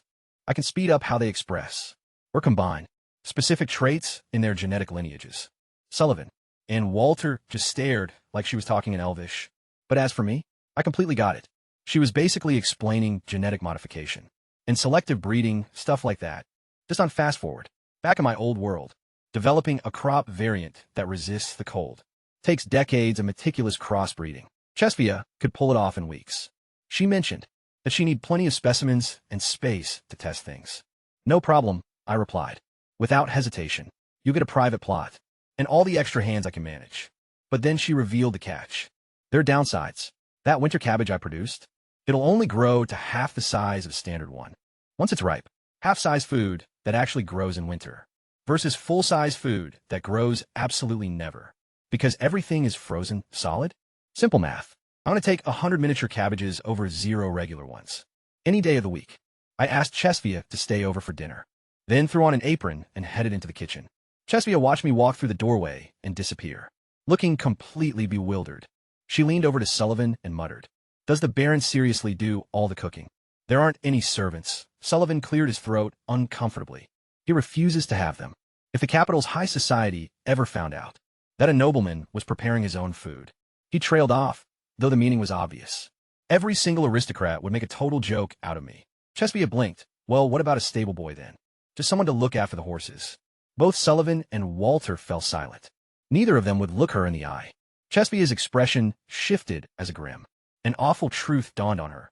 Wait, if there's no cook and no stable hand, then who's washing the clothes? She gave a sharp shake of her head. Nope, not going to think about it. Some realities are just too awful to contemplate. I stepped out carrying a massive, piping hot pot. What were you guys gossiping about anyway? I caught something about a baron. Oh, nothing. The three of them blurted out perfectly together, their heads shaking like a bunch of puppets. Pretty sketchy, but dinner was served and I was starving. So I dropped it, digging everyone. We got venison and turnip stew tonight. Honestly, way better than that tough bear meat fiasco. I guarantee you, while we ate, the mood grew cozy with 4 people gathered at a basic table, sharing a warm meal, almost resembling a real crew. A strange, oddball group made up of a broke nobleman, a quiet, deadly warrior, a trader's boy, and a runaway herbal witch, but a crew nonetheless. I questioned Chesvia about something that had been nagging at me. If you're trying to keep a low profile, why wouldn't you just color your hair? It's got to be easier than tying on a bandana every day. She let out a sigh. Believe me, I tried. The local plant dyes fade in days, and what's worse, every single time I summon my mind blade, my hair just reverts right back to white. It's like a little joke from the pale goddess. You can run, but your hair's going to stay on brand. Even God is trolling this poor girl, you know? We kept talking all through dinner. I've always liked discussing things over food. Picked up that habit back in my hero party days. There's just something about eating together that makes people let their guard down. Sullivan opens right up, while Walter occasionally grunts in agreement. which honestly counts as a full conversation for him. And as for Sesvia, she was slowly, carefully, one single bite at a time, relaxing. She picked me out of everyone else in the world. This terrified, hiding, incredibly gifted girl chose the blanket barren of a frozen nowhere to be her safe haven. No pressure or anything, right? I've just got to keep a God-touched secret, hidden from the most powerful church on the continent, all while building an economy from the ground up, in the middle of a frozen wasteland, with 20 gold coins and a bit of charcoal. Just another Tuesday in Frosthold, baby. Yep, just a normal Tuesday. A few days later, our very first real merchant arrived. His name was Raymond, and he rode into Frosthold, looking like a guy who deeply regretted every single choice that had led him here. He's with the Grey Falcon Trading Company, a brand new outfit looking for reliable suppliers. Sullivan wrote to him, since they both come from the same hometown. Sullivan's letter apparently pitched Frosthold as a land of opportunity, which is technically true, assuming your opportunities include frostbite, wolf attacks, and eating moldy grain. Raymond took one look at our muck-filled roads, our flimsy wooden shacks, our scrawny villagers, and I could pretty much spot the thought bubble floating over his head. Sullivan, you lying son of a... But right then, I showed him the merchandise. The oak timber stacked by the river, the rough sawn boards, and the main attraction. Our gorgeous, gleaming, top-tier charcoal. He checked out everything. He tapped the wood, tested the burning coals, inspected the grain patterns, and gradually, beautifully, his "I've totally screwed up" expression shifted into an "Oh wow, this is actually amazing look. Baron, honestly, I didn't expect much, but this seasoned oak is top-notch, and the charcoal is way better than I anticipated." He packed some samples to show his superiors. If they give the green light, springtime should bring our very first proper invoice. Then he mentioned, "But my lord, the path to get out here nearly did me in. My back is never going to forgive me." Fair point, totally fair point. Oh, he also passed over a couple of letters. My heart skipped a beat when I noticed the wax seals. Once Raymond left, I pulled Sullivan aside. "We got to talk about the roads." "Agree, my lord. We could demand some mandatory labor from the villagers. That's standard procedure. But proper road work requires builders, equipment, stones, and sand, all of which needs funds we just don't have. Naturally, every single thing comes back to being flat broke. Basically the official anthem of Frosthold. Raymond's visit also clued us in on other things the market wants. Healing herbs, premium pelts, and stuff like livestock products. I paid a visit to Sesvia and asked, "Could you use your magic to create cold-resistant, fast-growing feed for the animals? Imagine if we could breed livestock." She gave it some thought. "In theory, yeah, but breeding and stabilizing brand-new plant strains takes a whole lot of time, sir. It's not instant. Everything takes time, you know? Honestly, I feel like I'm racing against a clock that I can't even see." Later that night, I sat at my desk with those 2 letters from Raymond. The first letter, the one with the subtle, sweet floral scent and the lily wax seal. Such formal handwriting. My heart kind of did a thing that I'm choosing to ignore. "Dear friend and Baron Blackwood, the capital gets gloomier by the day. My brother's feud for control is barely hidden anymore. Alliances are forming and plots are thickening. I can't send any actual resources your way right now, and I'm truly sorry for that. Also, a heads up, the Duke of the Western March has publicly thrown in his lot with my oldest brother. He won't openly trouble a baron appointed by the crown, but you're right on his doorstep. Watch your back and give him no excuses. How is Frosthold? Still a total icebox? I can hardly picture you all alone out in that wild country." I catch myself reminiscing about our old travels, sleeping out under the stars, chatting by the campfire. It honestly feels like yesterday. Right there, the ink was just a little bit smudged, as if her hand had hesitated, like she almost wrote something else like "I miss." When the whole crew was together. "I miss Smudge. Take care of yourself. Reply whenever you're able. Your lifelong friend, Cecilia." She signed it Cecilia, not Syria, not Princess. She used her adventurer name, the name from back when we were just a bunch of dreamers, roaming across the land. I just stared at that blurred ink for a total eternity. Then I placed a note down, gazed out into the dark, icy night, and recalled pink hair shining by the firelight. Moving right along, moving right along. The second note was on coarse paper, with messy writing, definitely the script of someone who pretty much bribed the local clerk, using a bird. My dad's tone practically leaped right off the page. "Benjamin, my boy, received your cash and update. So you're a nobleman now? The regional master has been way nicer to us lately. Huh. Your mother, your siblings, and I, we're all just waiting on springtime. As soon as the paths open up, we're heading your way with a trading convoy. You claim you've got plenty of land? Just watch me, I'll grow you crops so incredibly rich. The ruler himself would be envious." Yep, that's my father. No nuance whatsoever. Just pure confidence. The guy's been working the soil his entire life, and he still thinks he's the absolute best at it. And you know what? He honestly might be. Mom's part was just classic mom stuff. Are you eating enough? Staying warm? What do you need? We'll bring all of it. I'm already getting things ready. Your dad thinks I'm being silly, but I've put together 3 sacks. And typical mom, she's probably boxing up for a trip that's months away. She has likely sorted those packs a couple times already. The rest of the sheet was packed full of notes. For my brothers and sisters. Every open spot was stuff like they were playing Tetris with sentences, but one particular line caught my eye. Hey, big brother Gene Benjamin. Guess what? I'm the top blacksmith apprentice in the area now. My master thinks I'm a natural talent. I've already helped craft blades for 6 nights. Once I reach your place, I'll forge you a baron sword. So amazing it'll totally embarrass the capital smiths. I couldn't help but smile wide. Once I began sending cash back home, the strain on the family relaxed enough that Gene didn't need to labor in the fields anymore. He could actually learn a proper trade. And it sounds like he's totally killing it. A thought crossed my mind, could I get Gene to convince other artisans to relocate to Frosthold?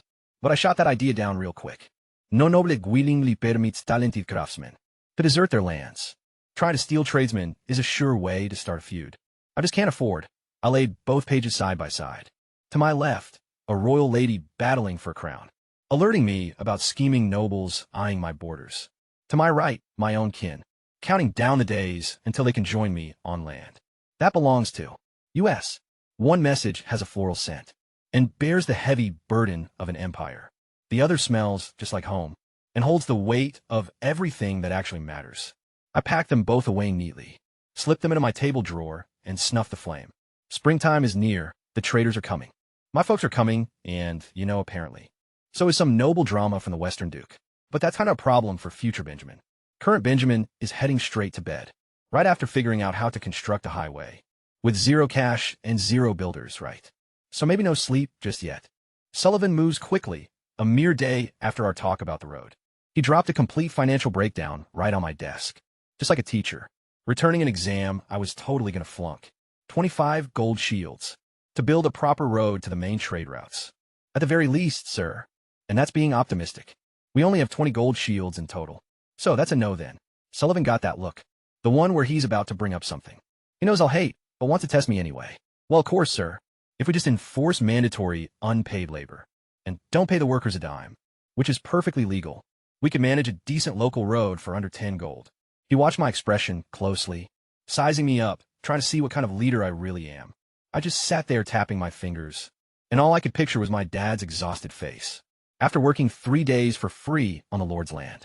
My mom's hollow eyes, my siblings too wiped out to even speak. No, not gonna happen today. Maybe down the line I'll have to make lousy choices. But not this one. Not yet. We'll build it in phases, I told him. 2 local roads to start. One from downtown to the forest logging site, and another from the site to the riverside lumberyard. Just sturdy enough for wagons.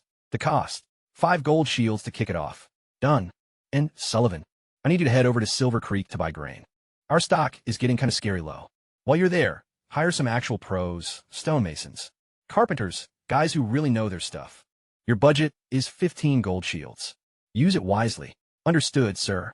I'll head out at first light. Then he hesitated. That hesitation, I knew exactly what was next. Sir, please. Could we bring on some staff? Someone for the stables at least. This isn't about acting like royalty. It's just a matter of efficiency. Every single hour you spend making dinner is an hour. You're not managing the region. I brushed him off, though not as firmly as before. He caught on, smart guy. Took the hint and split before I could rethink it. All right, Fina. Maybe I'm gonna hire a stable hand. Guess my arms are kind of beat from grooming that horse. Anyway, I wanted to take a look at Chesvia's trial plot. The green shoots looked a lot denser now. Small heads of cabbage taking shape. Lentil shoots spreading out, tiny ones, yeah. Half the usual size, sure. But thriving and green right in the dead of winter. How's the winter look? Minister of Agriculture. She stood right up, brushing the dirt off her hands. The frost cabbage and frost lentils are doing great. Adjusting even better than we thought. Wait, frost cabbage? Frost lentils? Just placeholders to tell them apart from standard crops. She's branding her own goods, naming her creations. I absolutely love this woman in a professional way. Moving along, she gave me a quick reality check. But my lord, I do need to remind you that these plants trade off size and flavor to survive the freezing cold. They handle the issue of having absolutely No fresh produce during the winter. But they're not going to win any agricultural awards. Having some food versus having none at all is the only thing that actually matters to us right now. She also gave me a whole speech on rotating crops and keeping the soil healthy. Avoid planting the same variety repeatedly. Switch it up with nitrogen-rich stuff like lentils. Put crop waste back into the soil. Take without giving back and the land just dies. I nodded along, honestly quite impressed. This was stuff I already knew from my past life. But hearing her explain it from her own experience hit different. She wasn't just a magical botanist. She actually understood the science. Or at least this world's version of it. By springtime, I told her, I'm going to need at least 1 or 2 crop types, ready for the whole town to cultivate, even if the harvest is light. We've got to start growing our own food. Then I dropped the next bombshell. Also, start looking into cold-resistant pasture grass. We're going to need feed for animals. Raising livestock is our next big goal. Chespia actually let out a laugh. Sir, we haven't even fully sorted out the vegetables, and you're already diving headfirst into livestock? Aren't we rushing things a little? Can't stop. Feels like something's tracking me down. I rub my forehead. Produce. Our transit setup is absolute garbage. Everything relies on human backs and horses' legs. You're pretty sharp. Got any bright ideas for, say, a self-moving wagon? She smirked playfully. You built charcoal kilns from nothing. Surely a gentleman of your endless wisdom could put together a better card. Oof. A direct hit. Because here's my embarrassing secret. Of all the advanced information inside my head, automotive engineering is just a total blank. I can dress a bear like a surgeon, bake a loaf like a chef, and lead people like an executive. But ask me how a vehicle functions, and 9 times out of 10, I haven't a clue. I've got 9 open pathways in my mind. I sighed, and one that's completely walled off. Chespia's expression softened, seeing I was totally stressed out. Don't push yourself so hard, sir. Answers take time, and you might not even realize it. But the folks in town are constantly talking about you now. They keep saying the old lord only knew how to take. But our new baron actually gives a damn. This winter is the easiest one they've had in years. People finally feel safe. Hearing that really hit me right in the chest in a good way. The tension building up behind my eyes eased up a little bit. Thanks, Chespia. That whole cloud of pessimism kind of just vanished. I turned around to leave, but then I stopped. Oh, by the way, your house walls. That mud mixture you used is way too rough. Once things get better, I'm going to remodel your place the right way. She just stared at my back as I walked away, letting out a little humph before turning back to her plants. Professional. Very professional, you know? Anyway, by evening, I made my way back to the manor. Walter was waiting out by the door, and he looked like someone had just died. Sir, his voice was barely even a whisper. The scout patrol found something deep in the woods, right near the unexplored zones. Found what exactly? Not your usual animal tracks. There are bizarre markings on the ground, like perfectly clean, thin blade-like slashes. Plus, a few of our perimeter warning traps were set off, and completely wrecked. No blood, no fur, no clues, nothing at all. My stomach instantly dropped. Can you tell what made them? Walter slowly shook his head. Not human, and not any beast I've ever known. It feels totally wrong, sir. Not human, and not an animal. We locked eyes, sharing the exact same thought. The same word neither of us wanted to say out loud. Some magical beast monster. The exact kind of thing that flips a nice little town and turns my territory into a fight for survival story. Real fast, so I put out orders right away. Put up a warning on the notice board outside the manor, in the biggest letters possible. Anyone heading into the woods has got to be extremely careful. Travel in groups and follow the guard's directions. And let us know if you've spotted similar tracks or have any useful info. Report to the manor straight away. The reward is 5 pounds of rye, 'cause nothing gets medieval peasants moving. Quite like free grain. So let's review my current situation. Shall we? The treasury is pretty much empty. The road needs building, and grain is running low. Sullivan is heading out tomorrow to buy supplies. Chespia is growing magic, half-size veggies. Charcoal is producing, but isn't selling yet. Political threats. The Western Duke is backing the wrong prince. My family is arriving in spring, expecting a nice life. And now, there's some unknown creature in my woods. Cool. Great, awesome. The Blanket Baron's to-do list just got a new item, written in bright red ink. Don't let everyone get killed by a mysterious bladed beast. Right between repair road and purchase grain. Just another lovely day in paradise. My warning sign actually worked. An old woodcutter turned up at my doorstep the very next day, looking like he'd been carrying awful news for 20 years, and was finally allowed to set it down. Those footprints ain't new, my lord. We've known about him for ages. Oh, fantastic. Please, tell me some more terrifying things. Turns out there've been monsters deep in the woods. All this time, the locals have called them the things in the mountain shadows. They show up during the coldest months, strike anyone who wanders too far in, and slaughter with absolute ruthlessness. Pretty much no one survives. The single guy who made it back alive over the past decade described the beast on his deathbed as, and I'm quoting here, an abomination, like someone fused a massive insect and a starving wolf together. Awesome. Love that. Great mental picture. Thanks. Did the last lord do anything about it? I inquired, already knowing I despised the reply. The old man's face contorted with bitter defeat. He deployed a militia squad once, but nobody ever returned. After that, he just warned, don't go deep when it snows, and dropped the matter. Only a handful of people die annually, so the former lord's pest management strategy was just acceptable casualties. Basically, let a few peasants get devoured every winter, and call it nature's tax. Phenomenal leadership. No wonder this area was a dump. When I arrived, I was absolutely livid, not only at the deceased lord, but at everyone in town who failed to mention this to me. For weeks, I've been deploying crews into those woods daily. Did nobody think, hey, maybe we should clue the new boss in on the killer monsters? Deep breaths, Benjamin. Just take deep breaths. A couple days later, Sullivan traveled back from Silver Creek looking totally wiped out, but victorious. 6 entire wagons of rye, beans, and salt, plus an actual stonecutter named Marf.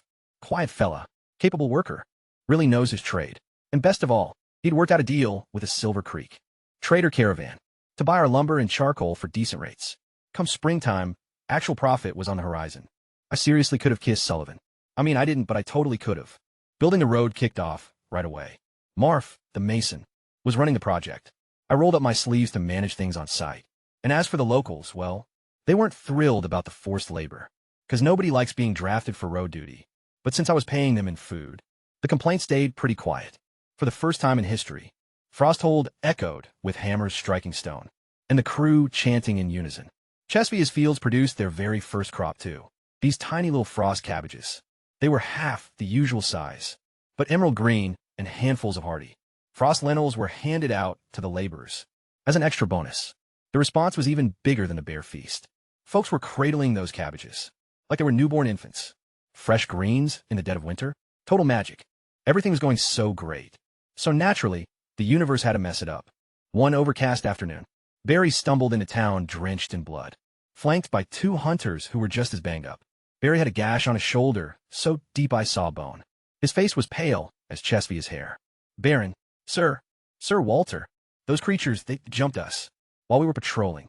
Walter examined the cut, and his expression went darker than I'd ever seen it. They moved so fast, one hunter babbled, shaking like crazy. Just pitch-black shadows, claws like scythes cutting right through tree trunks, glowing green eyes. We couldn't even catch a proper look. Barry was fighting back tears through the pain. Hans stayed behind to buy us some time. They dragged him straight into the woods. Hans, just 20 years old, one of our patrol boys, gone.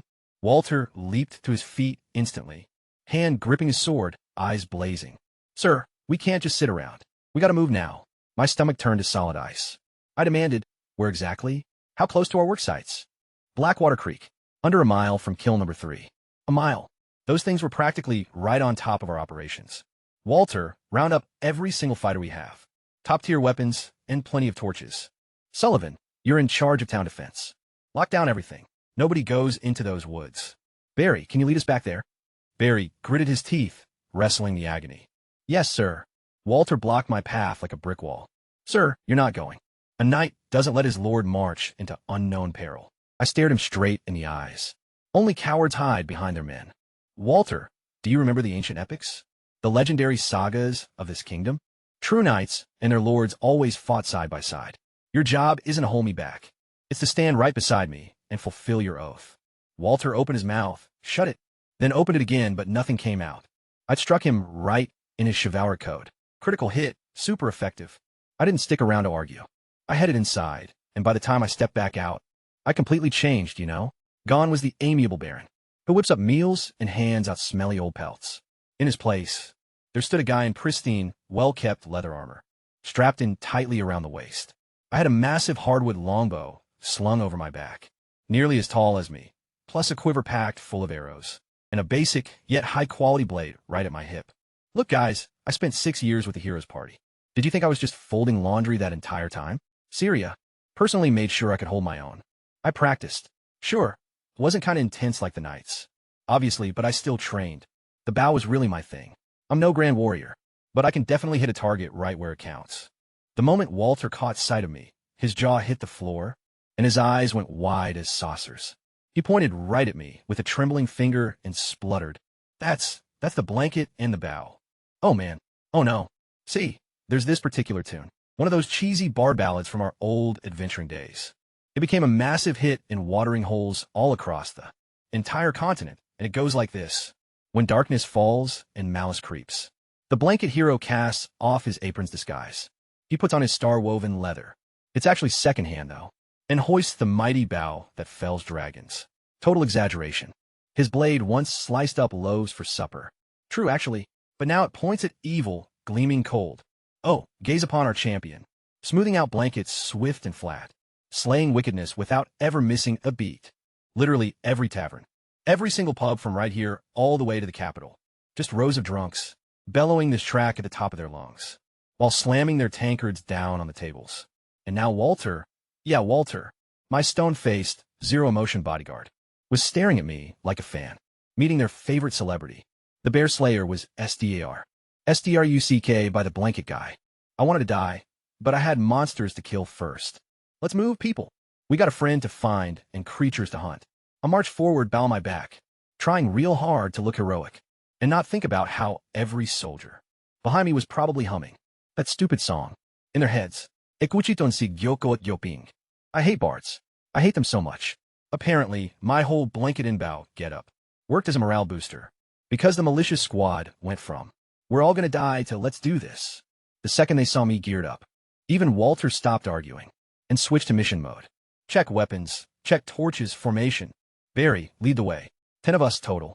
Walter, me, and 8 militia guys with spears, hunting bows and axes against unknown nightmare creatures in a pitch-black forest. Great odds. Love it. No complaints. We marched into gray whisper forest, and right away, the vibe went from creepy to, I regret every decision that led me here. The deeper we went, the darker it got. Ancient trees blocked out the sky like giant skeletal hands. The air had this sickly, sweet, metallic stench that made my stomach churn. Barry pushed through his pain and fear, guiding us like the pro hunter he is. Evidence was everywhere. Shredded bushes, deep claw marks carved into tree trunks, those creepy blade-like tracks in the dirt. And right after, we stumbled on the skirmish site. Snapped branches, all blackened and withered. Blood was splattered all over the moss and foliage. A shredded piece of leather armor was dangling from a root. Where Hans made his final stand, everyone went dead silent. Walter gave the signal, and 2 archers moved to cover our flanks. I drew my bow back and knocked an arrow. Whatever was heading our way, I was ready for it.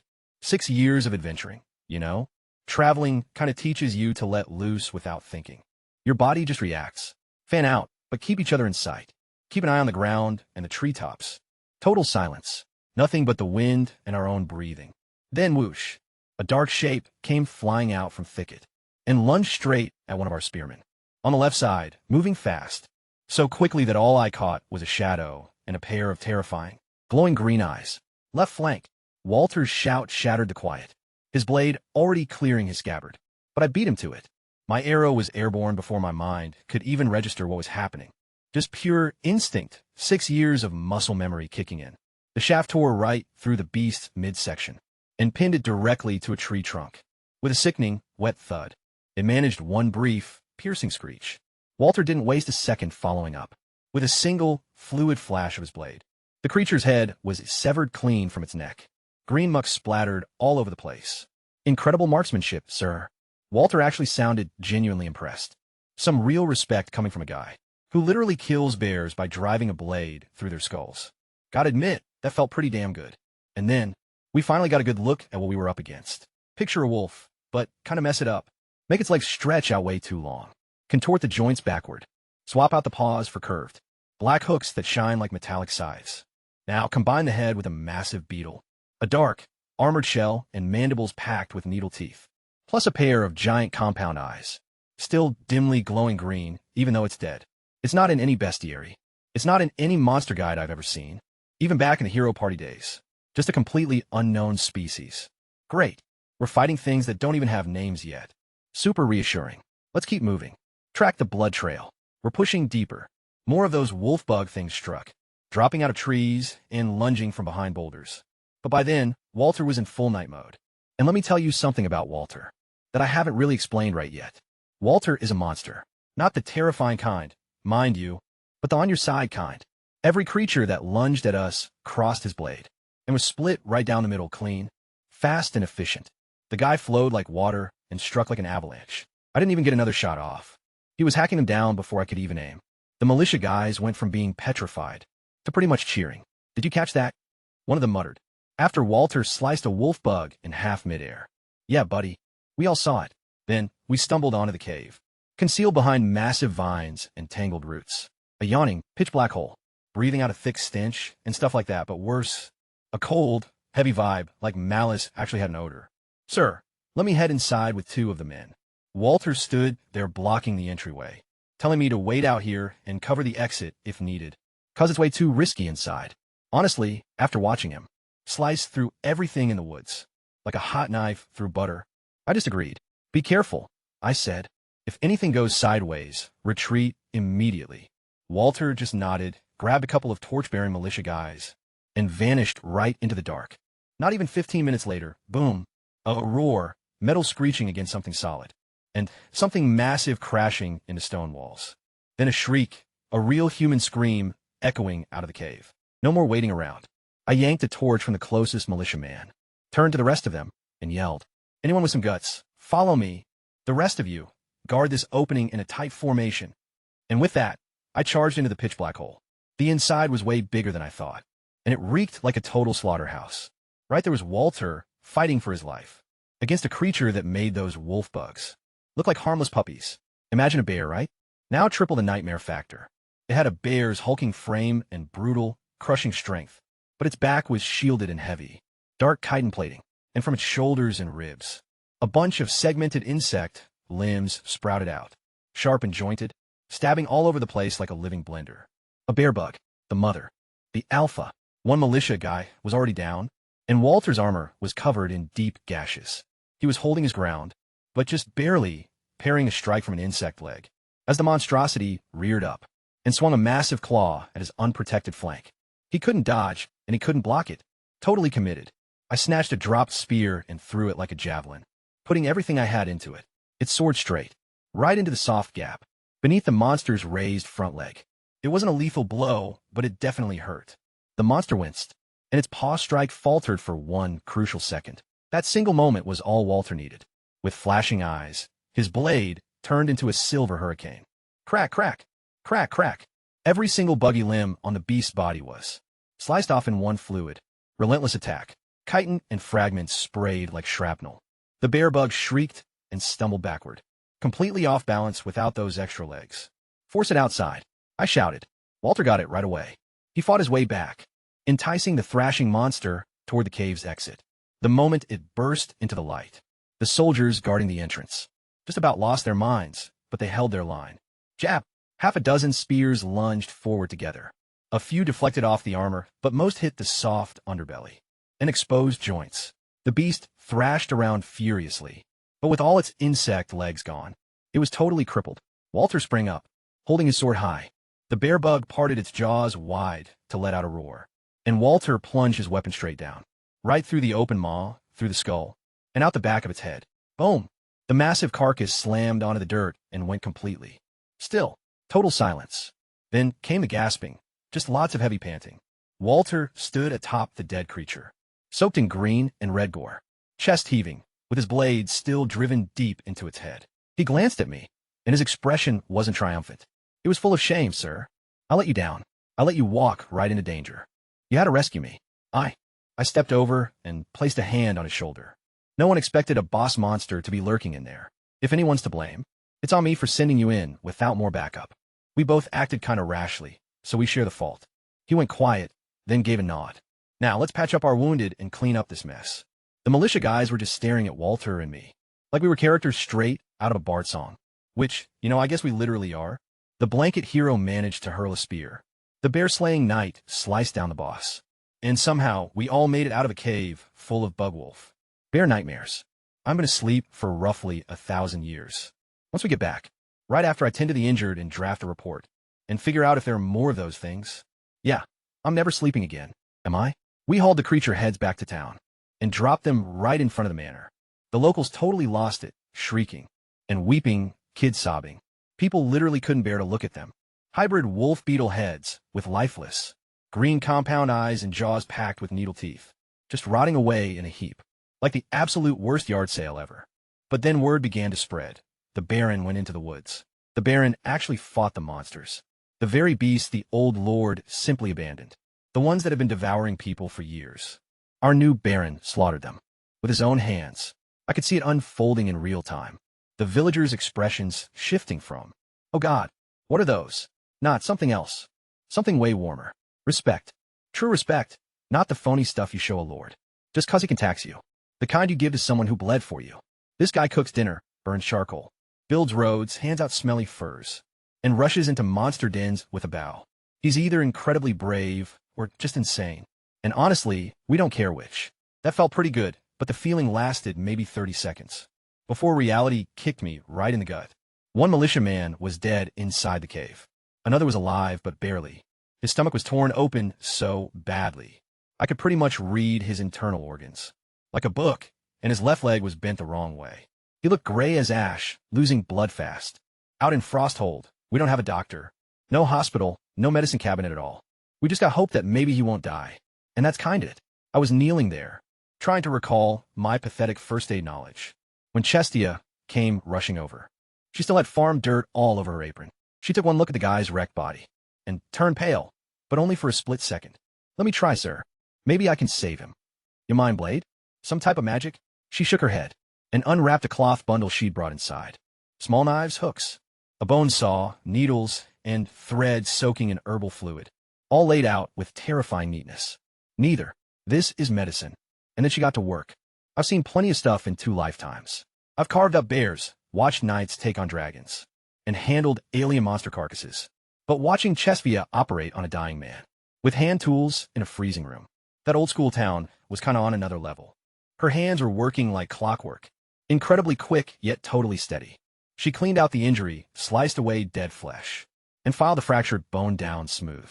Then she sewed it up layer by layer, first muscle, then skin, with the absolute focus of an artist, crafting some masterwork tapestry. Sweat was dripping down her brow, but her fingers didn't even wobble once. There wasn't any magic, no psychic blade, just straight up mind-blowing surgical expertise that felt completely alien to this era. Everyone looking on seemed like they might lose their lunch. To be honest, I was blown away, and also kind of creeped out by this girl. When she finished, she scribbled down recovery steps for the relatives, schedule for changing dressings, which herbal blends to use, and what red flags to keep an eye out for.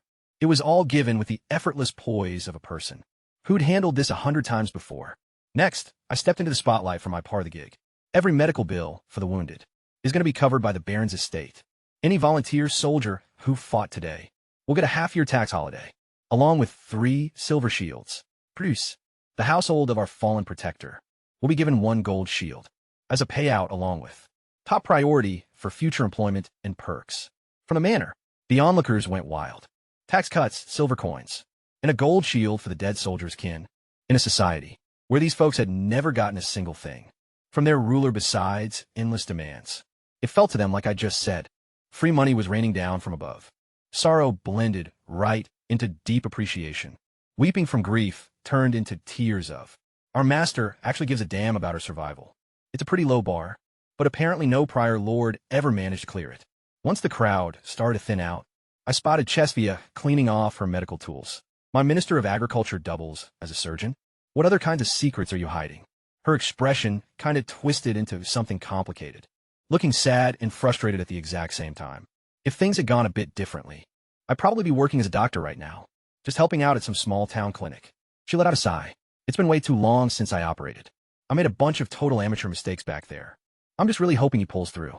She was seriously beating herself up over rookie errors, right after pulling off makeshift battlefield surgery, using basic hand tools and herbal stitching, all in some frozen village with absolutely zero medical gear. This woman's personal standards are kind of terrifying. Sounds like I'm gonna have to officially name you the Minister of Health, too, I remarked, only half kidding. She stared back at me like I'd just offered to set her ablaze. "Sir, please." "No, I'm already handling the crops and the botanical research. I just want to be an ordinary farmer who raises plants and runs experiments, you know? So please, just leave me be. Message received. Do not pile any more rolls on a Chesvia, or she's going to revolt, though I'm definitely giving her more titles down the road. A bit later that afternoon, Chesvia and I went to inspect the beast's remains, which are lined up right behind the estate, even while lifeless and tucked under tarps. That massive bear-bug thing just exuded pure wrongness. These creatures used to inhabit Blackwater Creek, I noted, remembering what Barry had told me. That place isn't anything special. So, what were they eating to get this huge? Via tugged on heavy leather gloves, picked up a scalpel, and began examining the beast's insides. I guess for her, that's just a typical Tuesday afternoon. Their digestive tracts are barely even there. She noted with a deep frown. Stomachs are practically empty, just bits of moss and lichen. There's just no way these organisms could stay this active and survive on what they've consumed. She glanced up at me, looking genuinely baffled as a scientist. Unless they have some power source. We don't get something from around here like air, dirt, or sunlight. I really don't know. Because biologically, these things shouldn't even be alive. Monsters that shouldn't exist. Fueled by some mysterious energy. Inhabiting a particular cavern for a specific reason. We've got to check out that cavern properly. She mentioned they chose it as a lair for a reason. Whatever altered them, whatever keeps them going, the key is inside. I completely agreed. Once Walter and the crew heal up, we'll return, fully prepared this time. No more running in blind. Meanwhile, Frosthold kept moving forward. Streets were constructed, mostly rough, stony paths. Nothing fancy, but wagons could actually pass through now, instead of getting bogged down every 10 feet. The logging camp grew as more laborers got hired, with saws and axes echoing from sunrise to sunset. Charcoal kilns kept burning day and night, black gold piling up into tidy rows, resembling dark strongholds awaiting the spring traders. The settlement felt alive, bustling, and thriving for the first time in maybe forever. Yet in the back of my mind, that cavern just loomed there like an unsolved mystery. Those freaks that shouldn't even exist. That bizarre power source. Chesvia mentioned they couldn't live off their diet alone. So, some other force was keeping him going. Something inside that cavern, deep within the peak. And whatever it turned out to be, it could be lethal, or it might just be the most incredible find Frosthold has ever uncovered. Either way, I was heading back down there. But next time, the Blanket Baron is bringing way more spears, extra torches, and a whole lot less optimism. Fool me once with a blindsiding boss monster. Shame on you. Fool me twice. Yeah, not gonna happen. Now, while I was tied up battling bugbears and paving roads in the middle of a frozen wasteland, let me fill you in on what was going down with my old pal, Calvin, because you're kind of need this context for later, and honestly, because it's just hilarious, in a pretty tragic sort of way. Calvin, Sir Calvin, the golden boy of the champion squad, heir to the Iron Rock earldom, with a jawline sharp enough to slice glass, and plate armor so polished you could check your hair in it. And he was totally, utterly, and miserably infatuated with Sirius from day one. Syria dispatched him to the Stone Cliff region, a highly critical mountain bottleneck, separating the capital from the northwestern borders. Massive undertaking, vital territory, and plenty of influential local lords pushing their own agendas. And Calvin managed it, the exact way Calvin deals with everything, by hacking away at the issue, until it finally stops twitching. Whoever fails to back Princess Syria is a traitor. That was pretty much his entire political stance, his whole strategy for ruling. A single phrase burned into the back of his mind. Within 3 months, the guy initiated dozens of military campaigns, targeting anyone who even dared to whisper words of support for Syria's brothers. He led the charge at the front lines of every clash, shining armor on and cape blowing in the wind. The absolute definition of a heroic, chivalrous knight. And he came out on top every single time, shattering his rivals and scattering their armies, making sure everyone was terrified of him. Updates of his victories poured into the capital like a flood. Calvin wins yet again. Calvin is totally unstoppable. What an incredible champion for the second princess. Sounds amazing, right? No. See, here's the thing Calvin never really got. But working as a servant for 6 years taught me. In about 5 minutes. Folks don't follow you just because you scare them. They follow you because they actually trust you. Whenever Calvin walked through his lands and saw people bowing down and scrambling out of his path, he genuinely thought that was respect. It wasn't. It was just sheer panic. And that kind of fear, the moment your back is turned, turns into pure hatred real fast. Sure, He could suppress every single uprising and win every battle, but the second he looked away, fresh murmurs started up and new bitterness began to grow. He was basically playing whack-a-mole with broadswords, and he just couldn't comprehend why. Those moles kept popping right back up. The villagers weren't cheering for him at all. They were hiding from him, and Calvin, bless his simple-minded warrior heart, just couldn't grasp the reason. I'm building a better tomorrow for them. I'm fighting for what's right, so why don't they love me? Probably because you're torching their neighbor's property, Calvin. That's why. Now, so this is the bit that cracked me up and kind of hit me in the feels. Once I finally caught wind of it, one morning Calvin was prepping for yet another campaign with his troops. His squire buckled him into that legendary knight armor, piece by piece, and he shrugged his shoulders, tested his arms, and scowled. Something wasn't right. The joints were too tight. The plating didn't sit quite right. The whole rig felt chilly and awkward, like being stuck in a metal crate instead of a second skin. And right then, standing inside his drafty stone fortress hemmed in by guards and attendants, and lands he'd seized, his mind played tricks on him. It swept him straight back to the good old days, to those nights by the fire, to our band of heroes. Back to me, because for 6 years, I was the guy looking after that gear. Every single night after combat, I'd unburden it from his weary shoulders, grab a piece of the softest leather, blend our special grease, and buff every single panel, at least 3 times, checking over every pin, every link of chain, and every strap. When I passed it back, it fit beautifully, effortlessly, warm and flawless, like slipping into a cloud forged from steel. The help he has now, they shine up the outside just fine, but they completely missed the little nuances. They had no clue that the left shoulder guard want a bit more grease, since it rubs against the mail coat underneath. They didn't realize the hip piece binds up, unless you flex it 20 times after greasing it. They didn't know any of that stuff because they weren't me.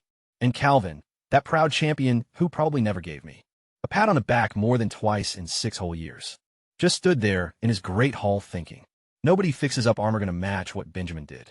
That's 6 years of grab my dinner and scrub my boots. And suddenly you care about me? Right now? While I'm 100 miles out, building a town from scratch. Then he apparently muttered to himself, I wonder how Benjamin's holding up. Syria tossed him some tiny plot of land, didn't she? Frosthold sounds just as forgettable as him. Forgettable. I'm out here fighting unknown monster species, harvesting impossible winter crops, and creating entire charcoal empires. Yet he thinks I'm unremarkable. Oh, and here's the best part. The absolute cherry on top. Calvin actually planted a spy near me, somebody reporting back on everything I was doing. Not because he layout distrusted me personally. Oh no, it's just your standard noble precaution and information control. He was just hoping to hear that I was failing. That his old blanket boy was drowning under all the responsibility, because that would somehow make his own miserable situation feel a bit better by comparison. A spy in my territory, you know what, Calvin? Once I figure out who it is, and I will, I'm going to be so incredibly petty about it.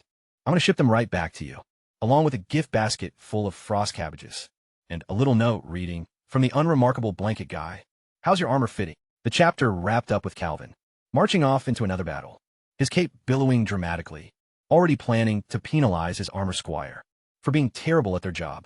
Classic Calvin. If he can't win hearts, he'll settle for winning fights. Can't find a decent armor polisher, so he'll just punish the bad one instead, rather than figuring it out on his own. But meanwhile, over in totally average Frosthold, the blanket kid was out paving roads, cultivating magic veggies, burning charcoal, doing secondhand medical procedures, and taking down beasts that the old lord was way too terrified to face. But hey, whatever, Calvin. I'm totally the one who's failing. Have fun with that rigid armor, pal. You totally earned it. Alright, so about this chapter, I didn't actually discover most of this till much later, but when I finally did, oh boy, oh man, let me fill you in on what went down behind my back. While I was kind of tied up debating crop rotation with Chestia. So, it's snowing, and Walter gets back from militia practice. Freezing and irritated, typical Walter weather. Sullivan informs him that I'm over at Chestia's place, going over some agricultural stuff, and Walter just gives his standard, judgmental groan. I found out later that he thought a young lady, hanging out way too much alone with the Baron, was kind of inappropriate. Seriously, Walter? My guy, she's literally showing me lentil growth charts. We're literally analyzing dirt samples. The most provocative thing going on is that I snacked on one of her experimental cabbages, without asking, so take it easy. But this is where things get super wild. Walter heads to his room, barely even sits down. Knock, knock. Sullivan steps inside, shuts the door, and delivers a massive shocker. So, Sir Walter, have you been leaking info to your actual boss this whole time? Boom. Walter, from what I heard, practically vaulted off the mattress, like some kind of spring-loaded catapult, with his hand gripping for a blade that wasn't even there. His total killer gaze was totally on. What are you even saying? Sullivan and Sullivan, absolutely beautiful, yet terrifyingly freezing cold. Sullivan just grinned slightly and muttered, "Take it easy, Knight. We're kind of in the exact same boat." I dropped in here with a secret task myself. The pair of them, both of my closest counselors, were moles. Walter had been planted by someone, and Calvin, as I'd come to find out later, was tracking me to give updates. Sullivan was set up by a different party to handle the exact same stuff. My whole closest circle was just a massive spy ring, and I was the only real, sincere person in the place. The blanket boy happened to be the sole, truthful guy around. Think about the twist now.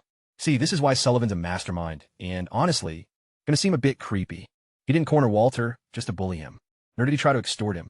Instead, he brought up the most hazardous query you could imagine. Putting our directives aside, how do you view Frosthold these days? Walter paused in silence, then confessed. It's messy but vibrant. Folks are actually laboring. There's real spark in their eyes. Before this, they were just counting down to death. Sullivan gave a nod. And who triggered that shift? He left the thought lingering in the air like a weapon. Then Sullivan uttered a phrase that seemingly shattered Walter's devotion. Straight down the center. We were both discarded into this frozen desert. No matter what our initial directives were, we're never going to return to our former realities. So why not fully back what we have here? Perhaps this is where we truly count for something. He exited, just strolled away, dumped an existential crisis right on Walter's head, and just peace out like he'd only mentioned the weather. Sullivan is terrifying, and honestly, I love him. Walter just sat alone in his room for hours, staring blankly, kind of processing everything. Then he sat at his desk and began drafting his report to his actual master. He noted down the roads, the charcoal stuff, the lumber works, and the militia drills. Just the basic surface details, typical spy report things. But when his pen got to the critical details, my way of leading the whole monster hunt, Chespia's presence, and Sullivan's confrontation, and most importantly, his own wavering loyalty, he froze. A single blot of ink dripped onto the page, like a tiny black stain of hesitation. He stared at that ink mark for a long time, then crumpled up the entire page, tossed it in the hearth, and watched it burn. He wrote a brand new letter, strictly superficial. The Baron is building things, the town is thriving. Nothing out of the ordinary. It was basically the spy report equivalent of everything's fine, nothing to see here. Walter Schuzme, not through some grand pledge of allegiance, nor with theatrical speeches or a sworn oath. He chose me by deciding what to leave out, by opting for silence, by looking out his window at the charcoal kills and the ongoing roadwork, and concluding that what we were doing in Frosthold was something worth protecting. The guy who was sent to spy on me turned into the guy who lied for me, and I didn't have a clue about it. I was probably fast asleep, or bickering with Chespia about lentil spacing. Anyway, meanwhile, back in Stone Cliff territory, Calvin, he had just secured another battlefield win, destroyed another lord who backed the wrong royal prince, journeyed through the smoldering ruins atop his white horse, stared at the captive men on their knees, and felt totally numb. Just a numb, exhausted kind of void. He finally made it back to his fortress, and honestly, before he could even shed his heavy armor, the dispatch from his informants in Frosthold arrived. Calvin ripped it open, totally eager. He was genuinely hoping, like seriously hoping to read that I was screwing up, that the pathetic coddled kid was drowning under all the pressure, that my lands were falling apart while I wept in some corner. He practically craved my downfall, just to make his own bitter resentment feel a bit better. Instead, what he actually read was, the Lord made a personal visit to every single home, handed out vital provisions to households with kids, set up food-for-work initiatives, successfully manufactured top-tier charcoal, headed up a hunting party himself to wipe out the dangerous beasts infesting the woods. New roads are currently being built, and the locals are showing a massive boost in their spirits. And the vibe of the message, even the informant sounded blown away. The very spy Calvin hired to log my failures was actually writing about me with genuine respect. Man, I wish I could have seen his expression. Calvin set the message aside, gazed blankly into the hearth, and felt an emotion he desperately wanted to avoid. The weak, coddle kid was actually thriving in a frozen hellhole, without any troops, without any family clout, and zero aristocratic coaching, crafting an empire out of nothing with his own two hands. Meanwhile, Calvin, the highborn heir, the decorated champion, the tactical mastermind, was winning every clash on the field but earning zero loyalty, seizing new territory but inspiring only pure terror, just sitting there in a cold fortress, wondering why nobody would ever applaud for him. How on earth did that worthless underling pull it off? Was it mind games? Was Sirius secretly backing him up? Was it pure luck? He just couldn't buy the most obvious truth. That maybe, just maybe, the guy who spent 6 years figuring out what people needed, who remembered that Calvin's armor needed exactly 3 shines, who knew precisely how Finn wanted his nightly drink, actually grasped something about human nature that Calvin never gonna get. You can't just fight your way into someone's trust, Calvin. I could have told you that. But you never did ask the blanket boy for pointers. Did you? So how did the legendary knight handle his frustration? Did he take a breath? Did he rethink his strategy? Did it hit him like, hey, maybe I should pick up on Benjamin's style? No, he just hollered for his squire and took it out on the poor dude for not buffing his chest plate the right way. That's just how Calvin deals with his feelings. By screaming at someone else. The endless cycle of toxic nobility rolls on. Meanwhile, back in my freezing estate, totally clueless about spy rings and bitter nights, I was probably mixing up a pot of lentil soup and humming along. Ignorance really is a beautiful thing. But things were spinning out of control, whether I realized it or not. Informants in my home, envious old comrades keeping tabs from a distance, a royal lady battling for her crown, and a cavern packed with beasts that shouldn't even biologically exist. The blanket baron's tale was turning political, and in politics, the monsters rock nicer outfits and pack sharper grins than anything hiding out in gray whisper forest. At least, the creatures in the woods had the manners to be upfront about being evil, you know? Time to confess something. I've kept this a secret because, honestly, it's kind of embarrassing. But you gotta understand why I know all this stuff. In my past life, I was basically a civil engineering dog. Not a real dog, just slang. For someone whose entire life was drained and ruined by the construction game. I studied design at some mediocre university, graduating straight into a massive industry slump where nobody was hiring, and got lovingly pushed by my professor to go get a job on an actual building site. 2 years. 2 years of endless concrete dust, rebar, cement mixers, and foremen screaming at me. I åt dirt, I breed dirt. I felt like dirt, but I learned things. I learned how different materials behave, how structures hold up, and how to run a chaotic job site. That expertise got pounded right into my bones, along with all that concrete powder. Then I finally broke away to a design firm, where my reward was basically starvation wages, a never-ending internship and overtime hours that would make a medieval peasant say, dude, that is just cruel. Good times, great life. 10 out of 10 would not do again. But here's the deal. All those years of misery, all those nights, redrafting blueprints because Client A wanted the lobby shifted 3 meters to the left for the 7th time. All that pointless, soul-crushing, underpaid grind is actually useful now, because I'm the only person on this whole continent who actually knows how to build a proper road. When the road construction got underway, I didn't just tell them to dump rocks on the dirt, just like any other lord would. But no, I whipped out some charcoal pencils and sketched out cross-section views on rough paper. Both Sullivan and Marf the stonemason stared at my sketches like I was channeling some ancient, forbidden lore. 1 layer of gravel won't do it, I explained, pointing directly at my blueprint. The bottom layer, huge foundation stones, all interlocked and packed down. This takes all the weight and drains away water. Then the middle layer, clay, sand, and fine gravel, all blended and packed tight. The top layer is the surface for walking in carts. Finely crushed stone, with drainage ditches on both sides. Water is absolutely a road's worst enemy. Let it seep in, and your road is going to turn to soup. Man, the looks on their faces were totally priceless. They'd never actually seen a road, laid out like an actual engineering project. In their eyes, a road just meant tossing rocks onto mud and hoping for the best. I split up the work crews by their specialties. The quarrying squad, the hauling squad, the flattening squad, and the paving squad. Next up, I showed the carpenters how to build a drop hammer rig. This huge, square block of stone hanging by ropes from a wooden tripod frame, hoisted up by a crew of 6 men, and let go to slam the ground completely flat. Boom, boom, boom.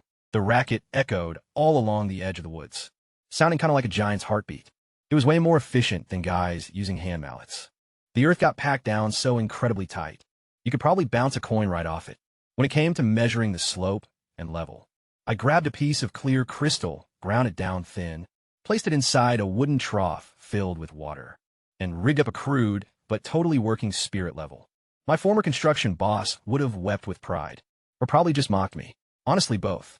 Sullivan watched as the path took shape, growing wider, smoother, and far more durable than anything he'd ever come across on his travels. His jaw just kept dropping lower and lower. Sir, where'd you pick this up? Some forgotten, ancient method from your journeys. I only smirked.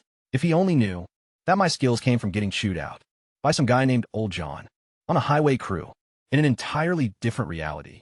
I doubt he believed me anyway, but the roads were just the start of it. Sullivan, here's the next phase. Fresh housing, a ton of new homes. He blinked. These current wood and mud huts can't keep people warm. They're total fire hazards, and they're collapsing. We require a superior building supply. Something tougher than dirt, more affordable and manageable than stone, with solid insulation. I paused a moment for dramatic effect. We're going to manufacture concrete. Concrete. Sullivan stared at me like I was speaking Elvish. We bake limestone in a kiln to produce quicklime, blend it with clay or volcanic ash, assuming we locate some, then toss in sand and gravel. Pour in water, mix it all around. It starts out like thick oatmeal, but then it cures into a sort of man-made rock. His expression shifted from puzzled to totally baffled. To wait, are you actually serious? To oh, wow. Tracking down limestone turned out to be simple. The gray Whisper Mountains had open veins practically everywhere. The local masons already understood how to treat the lime. On a minor scale, we just had to ramp things up. I constructed a vertical kiln right into the hillside, way bigger and more advanced than the usual charcoal ones. Lumping limestone and firewood in layers, we fired it up, let it burn for days, and out came the quicklime. Gorgeous, highly reactive, and totally ready to be turned into something incredible. That's when the testing started. Just me, back in Manor's courtyard, blending batches together like some mad scientist. Quicklime, kiln charcoal dust, sand from the Nash River, gravel and water. Stirring it all with a wooden paddle, until my arms were about to drop off. The first try wouldn't even set. It just sat there like some sad gray mud, taunting me from inside its wooden casing. For 3 whole days before I finally threw it out. Round 2 actually hardened, but it disintegrated. If you even glanced at it wrong, kind of felt like a light breeze could destroy it. Pathetic. Attempt 3 solidified, but then shattered into a million pieces. Just like a broken heart. Mine, to be specific. But hey, remember I spent 2 years working construction sites. I've had plenty of pros yell at me about proper concrete mixes, so these flops weren't random. Each mistake taught me something. A bit too much water, not enough binding power, or the wrong ratio of sand to grit. Tweaking it. Always tweaking, always adjusting. Then, on one gorgeous morning, I pried open a casing and heard a solid thud. An actual dense, grayish-blue brick. I whacked it with a stone, just a white scuff. No cracking at all. I had a massive militia guy take an axe to it. The outer edges chipped a bit, but the center stood firm. It actually works, I said, my voice wavering. I was literally trembling. Okay, it's not perfect quite yet. Not sturdy enough to handle load-bearing walls. But it'll do great for partitions and flooring stuff. It was plenty. Sullivan knelt down, felt the fractured edge, and his expression shifted into the look of a guy who just figured out the meaning of life. Sir, if we can scale up production on this, it's worth way more than charcoal or timber. Just think about it. Anyone can craft stone without a quarry. Walls, storehouses, fortifications. We've got a monopoly. This is a total gold mine. We could charge. Sullivan breathed. Crazy high prices. Every single noble in the realm would. Sullivan, take a breath. He looked like a dog that had stumbled on an endless bone. Honestly, I couldn't blame him. He was right.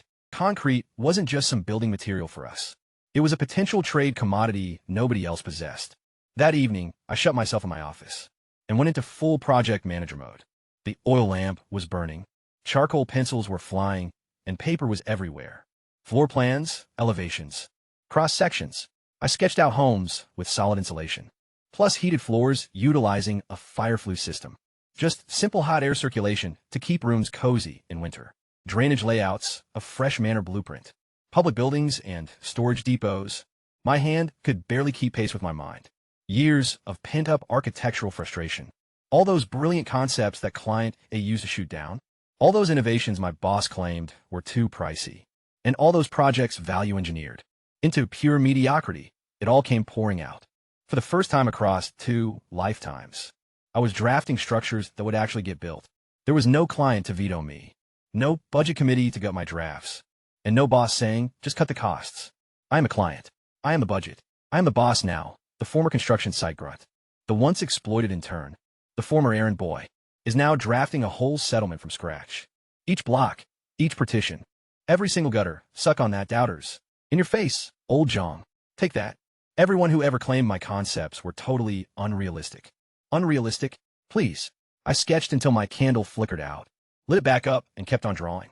Frosthold was about to get a massive makeover, and for the very first time since passing away, and waking up as some peasant infant in the Middle Ages, being a total civil engineering nerd, actually felt kind of like a blessing. Who would have thought that breathing in concrete dust for 2 years would someday rescue an entire community? Life is just wild, man. Look, I get what's on your mind, Benjamin. You literally just created cement in a medieval fantasy realm. So you obviously began building a grand castle right away, and called yourself a mastermind. Well, you see, because I'm a professional, spending 2 years on job sites taught me one absolute truth. Laboratory success is completely worthless until you can replicate it at scale. I've watched builders celebrate a flawless sample batch, only to witness their initial actual pour degenerate into a crumbling mess. I wasn't going to let myself be that guy. So I set up a proper lab area right behind the estate, and went full-on mad scientist mode. Batch after batch after batch, fine-tuning the lime-to-ash proportions, experimenting with various sand granule sizes, and tweaking moisture levels by tiny fractions. I kept track of everything. The time required for each blend to begin setting, the duration for a full cure, and its durability after 3 days, 7 days, and 28 days. I even analyzed how climate impacted the hardening stages. Was it tedious? Super tedious, right? Just filled with mistakes. You bet. A few batches hardened so quickly, I couldn't even pour them into the mold before they turned to solid stone. Other mixes completely refused to solidify, just sitting there, like gray pudding for eternity, totally mocking me. Some dried out and became powder. If you so much as sneezed nearby, others fractured like spiderwebs, the absolute second you touched them. But each mistake provided data. Every single ruined batch taught me something. Too much water leads to a weaker result. Not enough ash, and it won't bond. Incorrect sand size creates a crumbly texture. Tweak it, log it, repeat. Mentally, I was right back on a job site. The ghost of old James was screaming right in my ear. The proportions, you idiot. Check the proportions. Thanks, old John. You totally ruined my life. And now you're helping rescue a medieval town. The universe has a twisted sense of humor, for real. Finally, I locked down 2 or 3 dependable formulas. A quick-setting blend for components that need load-bearing capacity. Right away, and a slow-curing compound that gains strength over time. Intended for the main walls and flooring. Different instruments for different tasks. That's proper engineering. Sullivan, in the meantime, had systematically structured our whole distribution network. The limestone quarry site was established, along with a streamlined transit pathway. As for sand and gravel harvesting, he set up a uniform filtration method. The guy was honestly a natural at managing operations. I'd even brought up back in my world. He's going to be a Fortune 500 supply chain executive. Now, time for the actual challenge. Not just some tiny block in the garden. As for the structure, I decided to construct the communal depot first. Not the grand estate, the storehouse. You see, the primary rule of being a leader is providing for the public before taking care of yourself. There's also a second rule. Always utilize someone else's project as your trial run. That way, when things go wrong, at least your own place isn't the one caving in. We officially started digging. The base was packed down tight using my specific roadwork methods, while the woodworkers set up the molding frames for my sketches. And right beside the building zone, I put together the blending spot, an inclined rock stage with raised borders, where the laborers could combine all the dry components. Hollow out a space right in the center, add the water, and stir it all up. It kind of looked like they were whipping up the most intense batch of oatmeal on the planet. The whole workflow was a sight to behold, resembling an orchestra being played by folks who had never actually handled instruments in their lives, yet were totally giving it their all. The crushing team was pulverizing calcined lime and dross into fine dust. The proportioning team was ladling precise amounts into those custom wooden pails I had measured out, and the blending team, just massive, muscular dudes, were aggressively working the moist mortar with spades, right on the deck. Meanwhile, the hauling team was spreading the wet muck over to the frames in tubs and wheelbarrows. Right before it began to solidify, the casting team was dumping the sludge in and packing it tight to force out any trapped air pockets, as the leveling team glazed over the top layer before it cured. And there I was, darting around from one spot to the next, just like a manic site supervisor, yelling, blend it thoroughly, keep the pour steady, compress it right, and not that way, do it like this. I become old John. I was officially him. The loop had closed. Then, a few days later, we stripped away the molds. It was sleek blue-gray, and totally seamless, just one massive, unified wall. No seams, no cracks. A crowd gathered around it, totally transfixed. They rapped their knuckles against it, thud, thud. It felt as solid as bedrock. They gave it a push, but it didn't budge. They looked back at their own mud and stick shacks. And honestly, it kind of blew their minds. It's like they literally grew a stone wall out of mush. One guy muttered quietly, "That warehouse turned into the biggest advertisement in the history of Frosthold." Every single local showed up to gawk at that stone soup wall. Any skepticism about the new stuff vanished overnight, replaced by, "Hey, what do we get concrete houses?" Sullivan was pretty much buzzing with pure salesman energy. He'd already started, dropping casual hints to the merchants passing through. "Oh, you caught sight of our warehouse? Yeah, that's crafted from a special blend unique to Frosthold. Tougher than stone, way easier than quarrying. Fascinating material, you know? Super exclusive." His mind was racing with all kinds of business models. Sell the recipe and license it out. Keep it top secret to control the whole market. Or just sell precast concrete blocks. I could practically hear the gears in his head, spinning from all the way across the room. Meanwhile, I shut myself away in my office and let my inner architect run wild. Massive sheets of paper, charcoal sticks, and zero clients to argue with. No budget committees around to kill my vibe. Just me and total, limitless inspiration. I sketched out connected townhomes with shared walls to help keep the heat from escaping. Every single unit got a heated sleeping platform, hooked right up to the cooking stoves. Exhaust waste. So heat from dinner kind of becomes warm beds at night. Basic chimney systems and actual insulation. I even sketched out a drainage network. Open channels at first, leading to low ground outside town, with plans to put in buried ceramic pipes later on, once we could actually afford him. In a new manner. Oh, baby, that was my masterpiece. A stone and concrete hybrid structure. Load-bearing pillars made from quarried stone, with concrete-filled walls for everything else. A gravity-fed water system, utilizing the hillside right behind the manor, and buried ceramic pipes. You just turn a tap, and out comes water. No more hauling buckets from the stream. And underneath the floors, a heated air channel system. Fire at one, and sends warm air flowing under the entire floor. The whole building stays toasty, even in the deepest winter. I was daydreaming, sketching out rooms, drawing up cross-sections, and planning window placements for maximum light. Man, if I could just get my hands on structural steel, I'd jump straight to using reinforced concrete and construct something that'd make those capital architects weep with jealousy. But steel, huh? I couldn't even locate an iron deposit in my territory. My brother, Gene, the blacksmith, seriously couldn't get here fast enough. Now, for the ugly truth. All these grand plans required one thing. I was rapidly running out of money. Building projects kind of eat cash like a bonfire eats wood. Workers need food, materials need transport, and broken tools need replacing. My treasury was totally hemorrhaging gold shields, at a rate that made Sullivan wake up in cold sweats. He'd been giving me polite warnings, over and over, getting more desperate about how, at our current burn rate, we wouldn't even make it to the next crop harvest. But I could totally feel it. The winter was finally letting go. Snow was melting, the ice was cracking, and the roads were turning to absolute mud. Annoying, yeah, but mud means people can move, travel, and trade. Raymond's merchant caravan was expected to roll in just about any day now. Our piles of charcoal were basically mountains of black gold, just waiting for a buyer. The timber and wooden planks were neatly stacked and ready, and I made up my mind. When those traders finally arrived, I wasn't just going to sell off our goods. I intended to head out there myself, to personally network with the nearby lords, build up connections, and establish solid trade networks. I needed to find allies, because Frosthold couldn't keep surviving cut off like an island. We had to be linked to the rest of the world. Spring was just around the corner, our funds were practically depleted, and the merchants were just about here.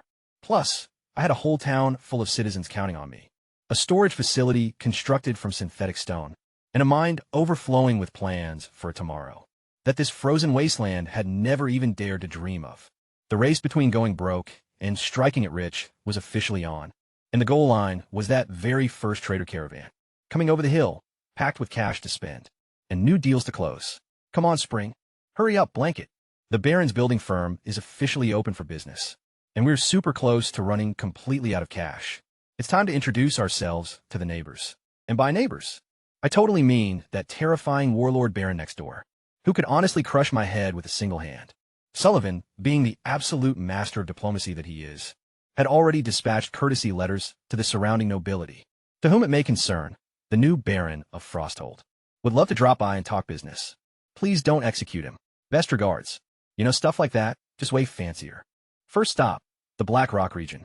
Baron Gase. He's the most vital and terrifying neighbor I've got. Here's what I gathered about Gase before our meeting. Born a commoner, won a tourney at just 17. By beating every noble kid to a pulp. Earned his title through absolute brutality. Spent a decade racking up military honors. Like trading cards, finally scoring his own land. His estate has practically zero arable land, but massive iron deposits. His wealth comes from mining and leasing out his private battalion as mercenaries. Pretty much, he's the old-school version of a guy opening a gym.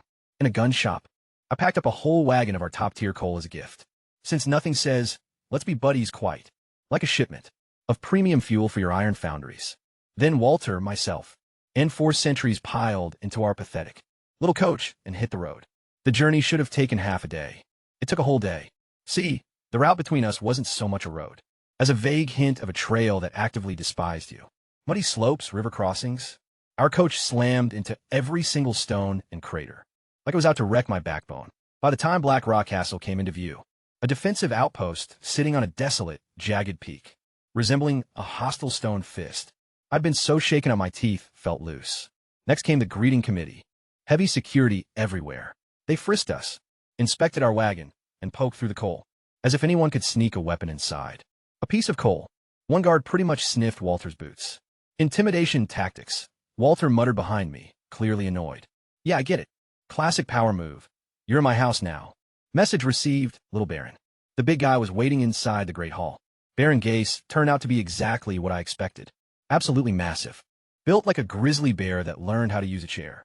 He had cropped hair and a rock-solid jawline, with eyes that could pierce right through steel.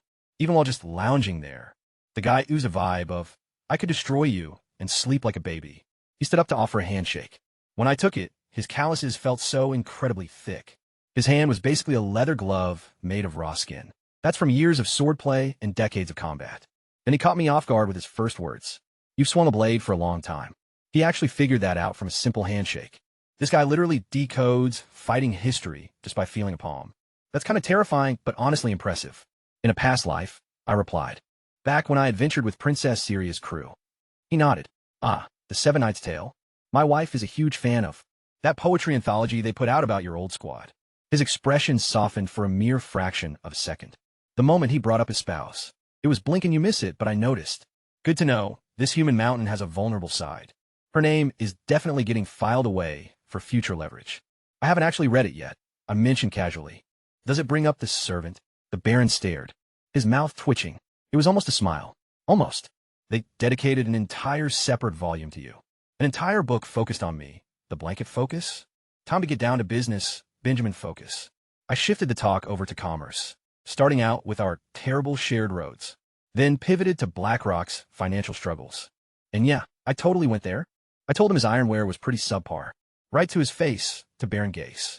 I've checked out BlackRock's iron goods. And honestly, they're just kind of mediocre. You just can't compete with top-tier metalworking hubs. And the reason is simple. You don't have forests. All your smelting fuel is imported charcoal and timber. Basically everything that totally kills your profits. Toss in those awful roads that force traders to upcharge for shipping. And your manufacturing costs go through the roof. His expression darkened with every single word, like storm clouds rolling in. I was pretty much trashing his entire economy, while sitting right inside his stronghold, completely surrounded by his troops. Brilliant strategy, Benjamin. Super smart, you know? But I kept going. I'm not trying to insult you. I'm here because Frosthold deals with the same issues. Just like a mirror image. You've got ore but no fuel. I've got fuel but no ore. You've got stone but bad roads. I've got paving expertise but lack the stone. That definitely got his attention. Then Gase did something I didn't see coming at all. He raised his hand and went, hold on. You lost me. Data and logistics. That's more my wife's department. Could she take over from here? The big, terrifying warlord Baron just tagged out, bringing his wife in for the actual business talk. Honestly, major respect. A guy who acknowledges his weak spots and hands it off to someone sharper. is a guy I can work with. Then a woman stepped inside. She looked pretty young and petite, wearing a simple, plain dark dress. She seemed completely out of place in this rugged, stone military fortress. But the very moment she started talking, everything clicked. "I'm Alina," she said. "Please go on, Baron." Sharp and precise. She was more cultured than half the aristocrats I'd met. Back during my hero party days, honestly, more educated than me. This woman was clearly the brains of Black Rock territory, and Gase was smart enough to let her handle things. Talk about a power couple. He's the muscle. She's the calculator. I like them.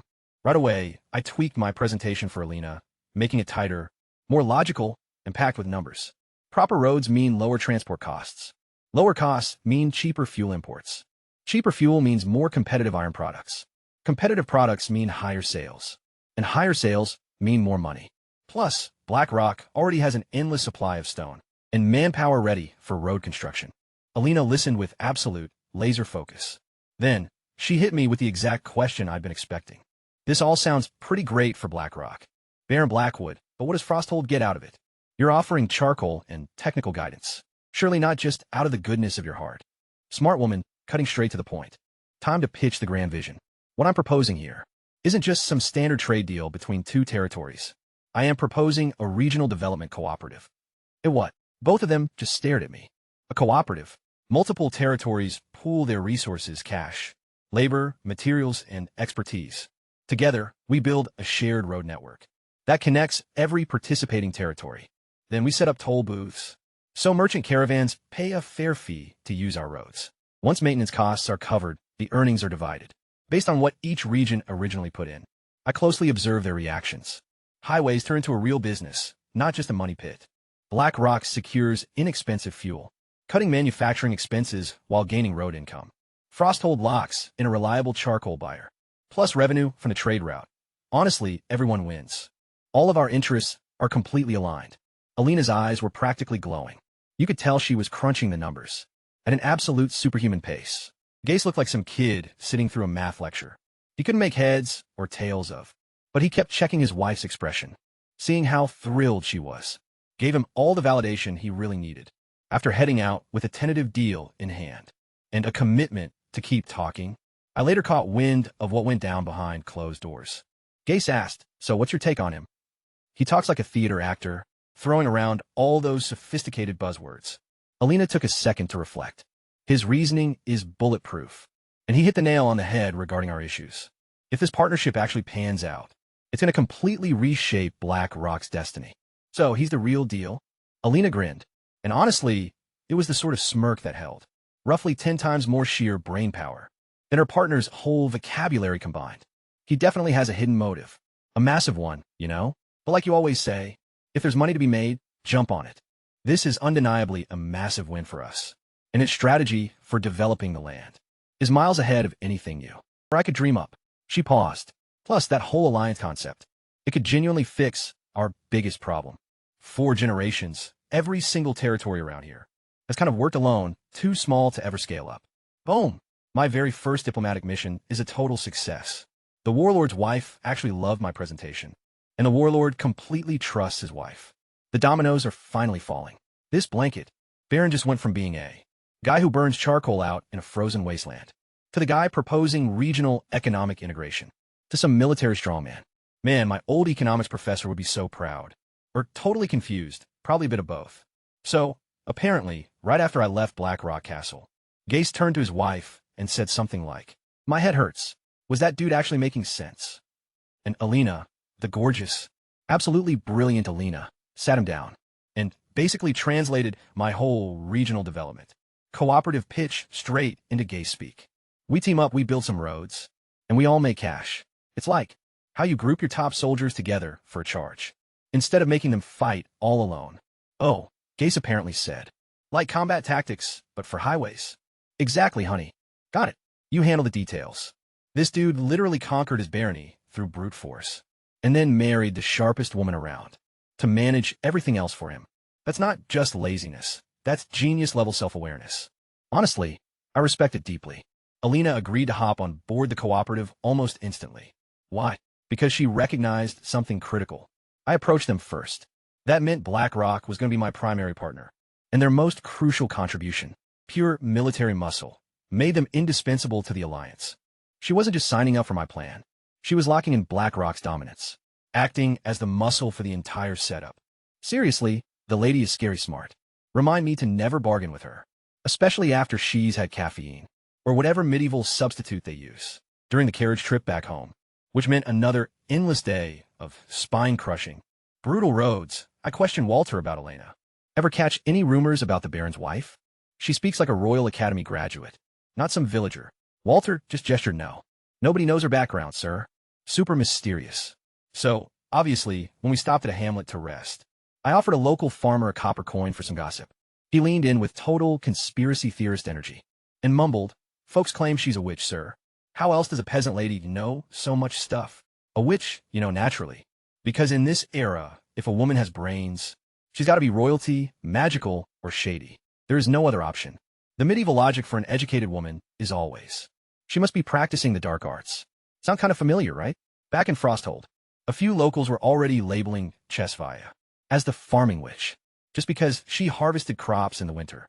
Though in Chesvia's case, there was actual sorcery involved.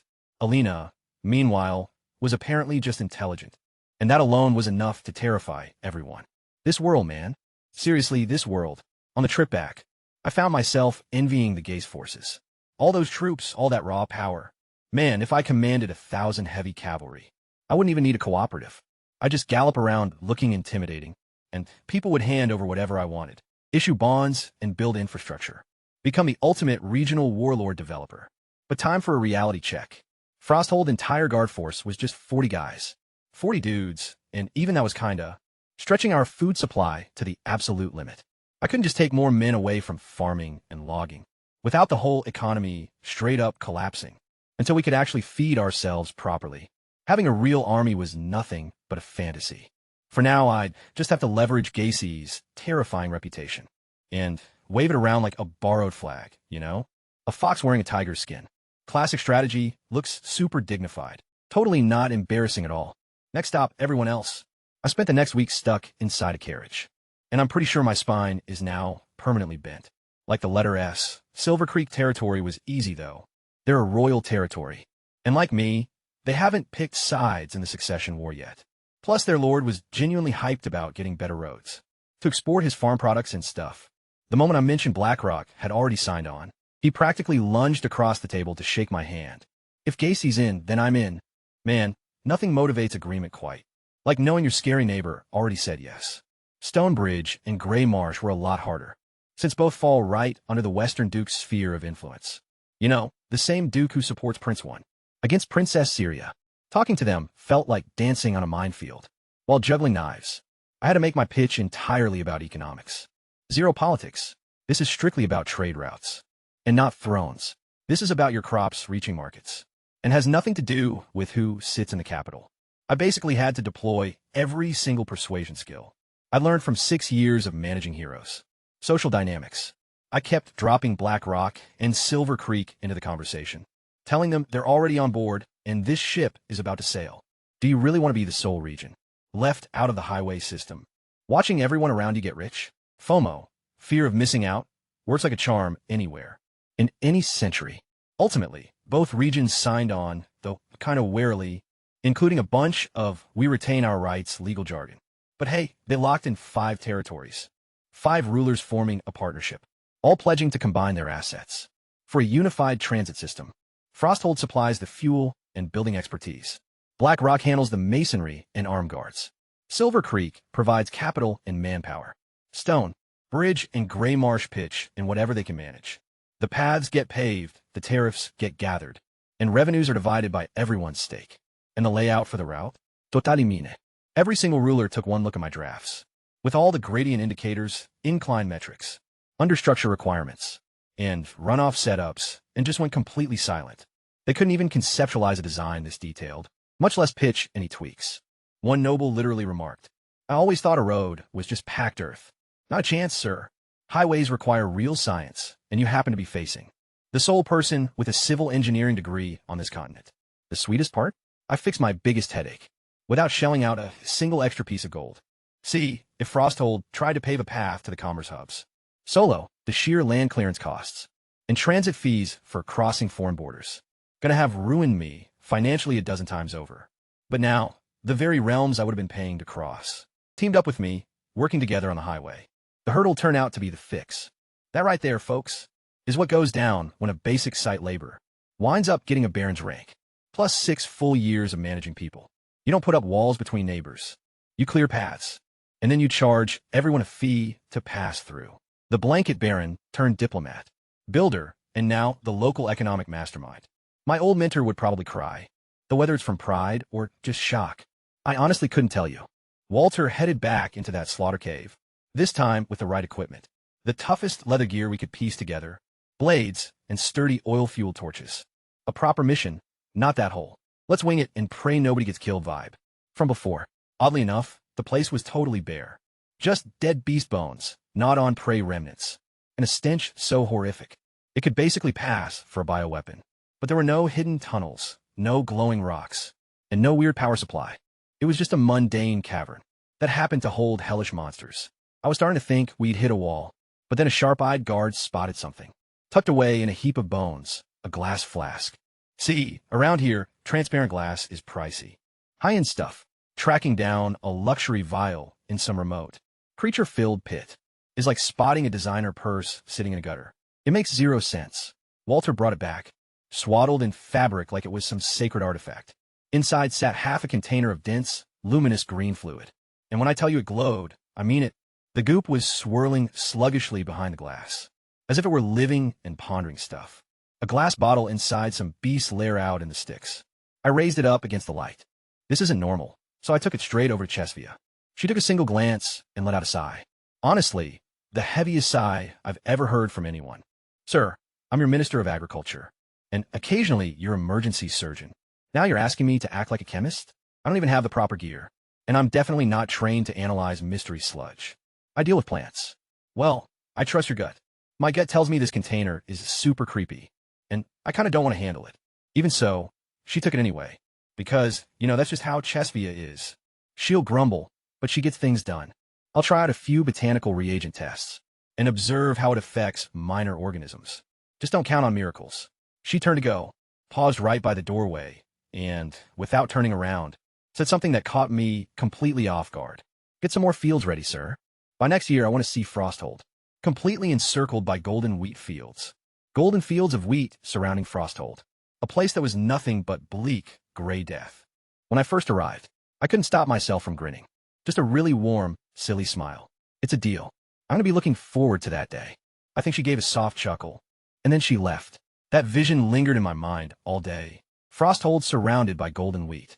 Fresh, warm-bred, full bellies, and kids sprinting through the crops, instead of cowering behind doors with hollow eyes. That's the vision. That's the whole dream. But visions require builders, and I couldn't construct it all by myself. So, I established a school. Well, the school's a nice touch, so I cleared a space in a manor, grabbed a dark wooden plank, wrote on it with charcoal, and officially became Professor Blanket. Man, those students of mine, the sharpest, most capable laborers I could track down. All grown-ups, mostly over 30, and a lot of them couldn't even write their own names.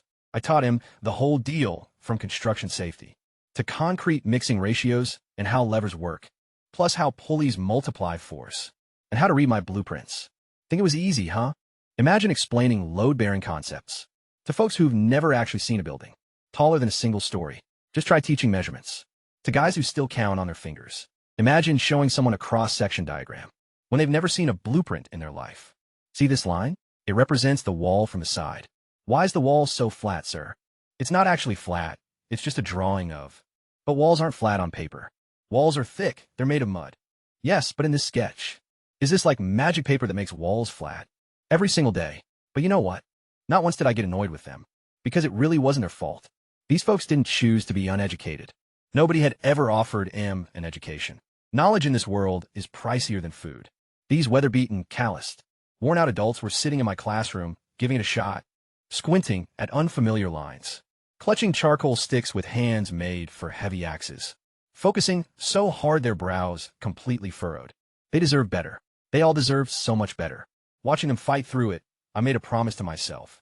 Someday, Frosthold's going to have a proper school with proper teachers, while the children who right now splash in mud puddles will be sitting at desks, whining about assignments, and getting detention for causing a ruckus. And they won't even realize just how fortunate they are to deal with issues like having too much homework, since those kind of problems only belong to people with a future. That's not a penalty. That's just the starting line of a grander life, you know? All right, enough emotional stuff. Let me share the finest moment of this entire journey. Springtime was finally rolling in, with the snow thawing and the pathways turning to pure sludge. Yet it was passable sludge, well, carriage-navigable sludge. And on one particularly messy afternoon, a modest procession came into view on the path to Frosthold. There were shaky wagons loaded up with furniture and packs, plus far too many folks, and riding on the front wagon, a rugged old man with optimistic eyes was lecturing his kids, for the millionth time. Pay attention. Once you see Benjamin, you mind your manners. He's a baron now, an actual aristocrat. Sure, we're kin, but you're going to show him respect around the other lords. Am I clear? Come on, Dad. You've repeated this every single hour since we packed up. My ears are practically numb. That voice belonged to Gene, my older brother, the apprentice to the blacksmith. Unrefined, restless, and clutching a sack of equipment in his arms, like it was filled with pure gold. Father threw him a sharp look. Mother was likely tucked away at the rear of the wagon, perched atop 4 bulging luggage bags that she'd already rearranged a dozen times along the way. And right ahead of them, drawing nearer with every single bumpy, sloppy, miserable mile, loomed Frosthold, complete with its fresh pathways, its bustling laborers, the drifting soot from charcoal, and that massive cement depot, shining gray in the springtime sun. Their destination, their brand-new home, their own son's barony. The Surf family was heading to the Baron's estate, and I had no clue they were already this close.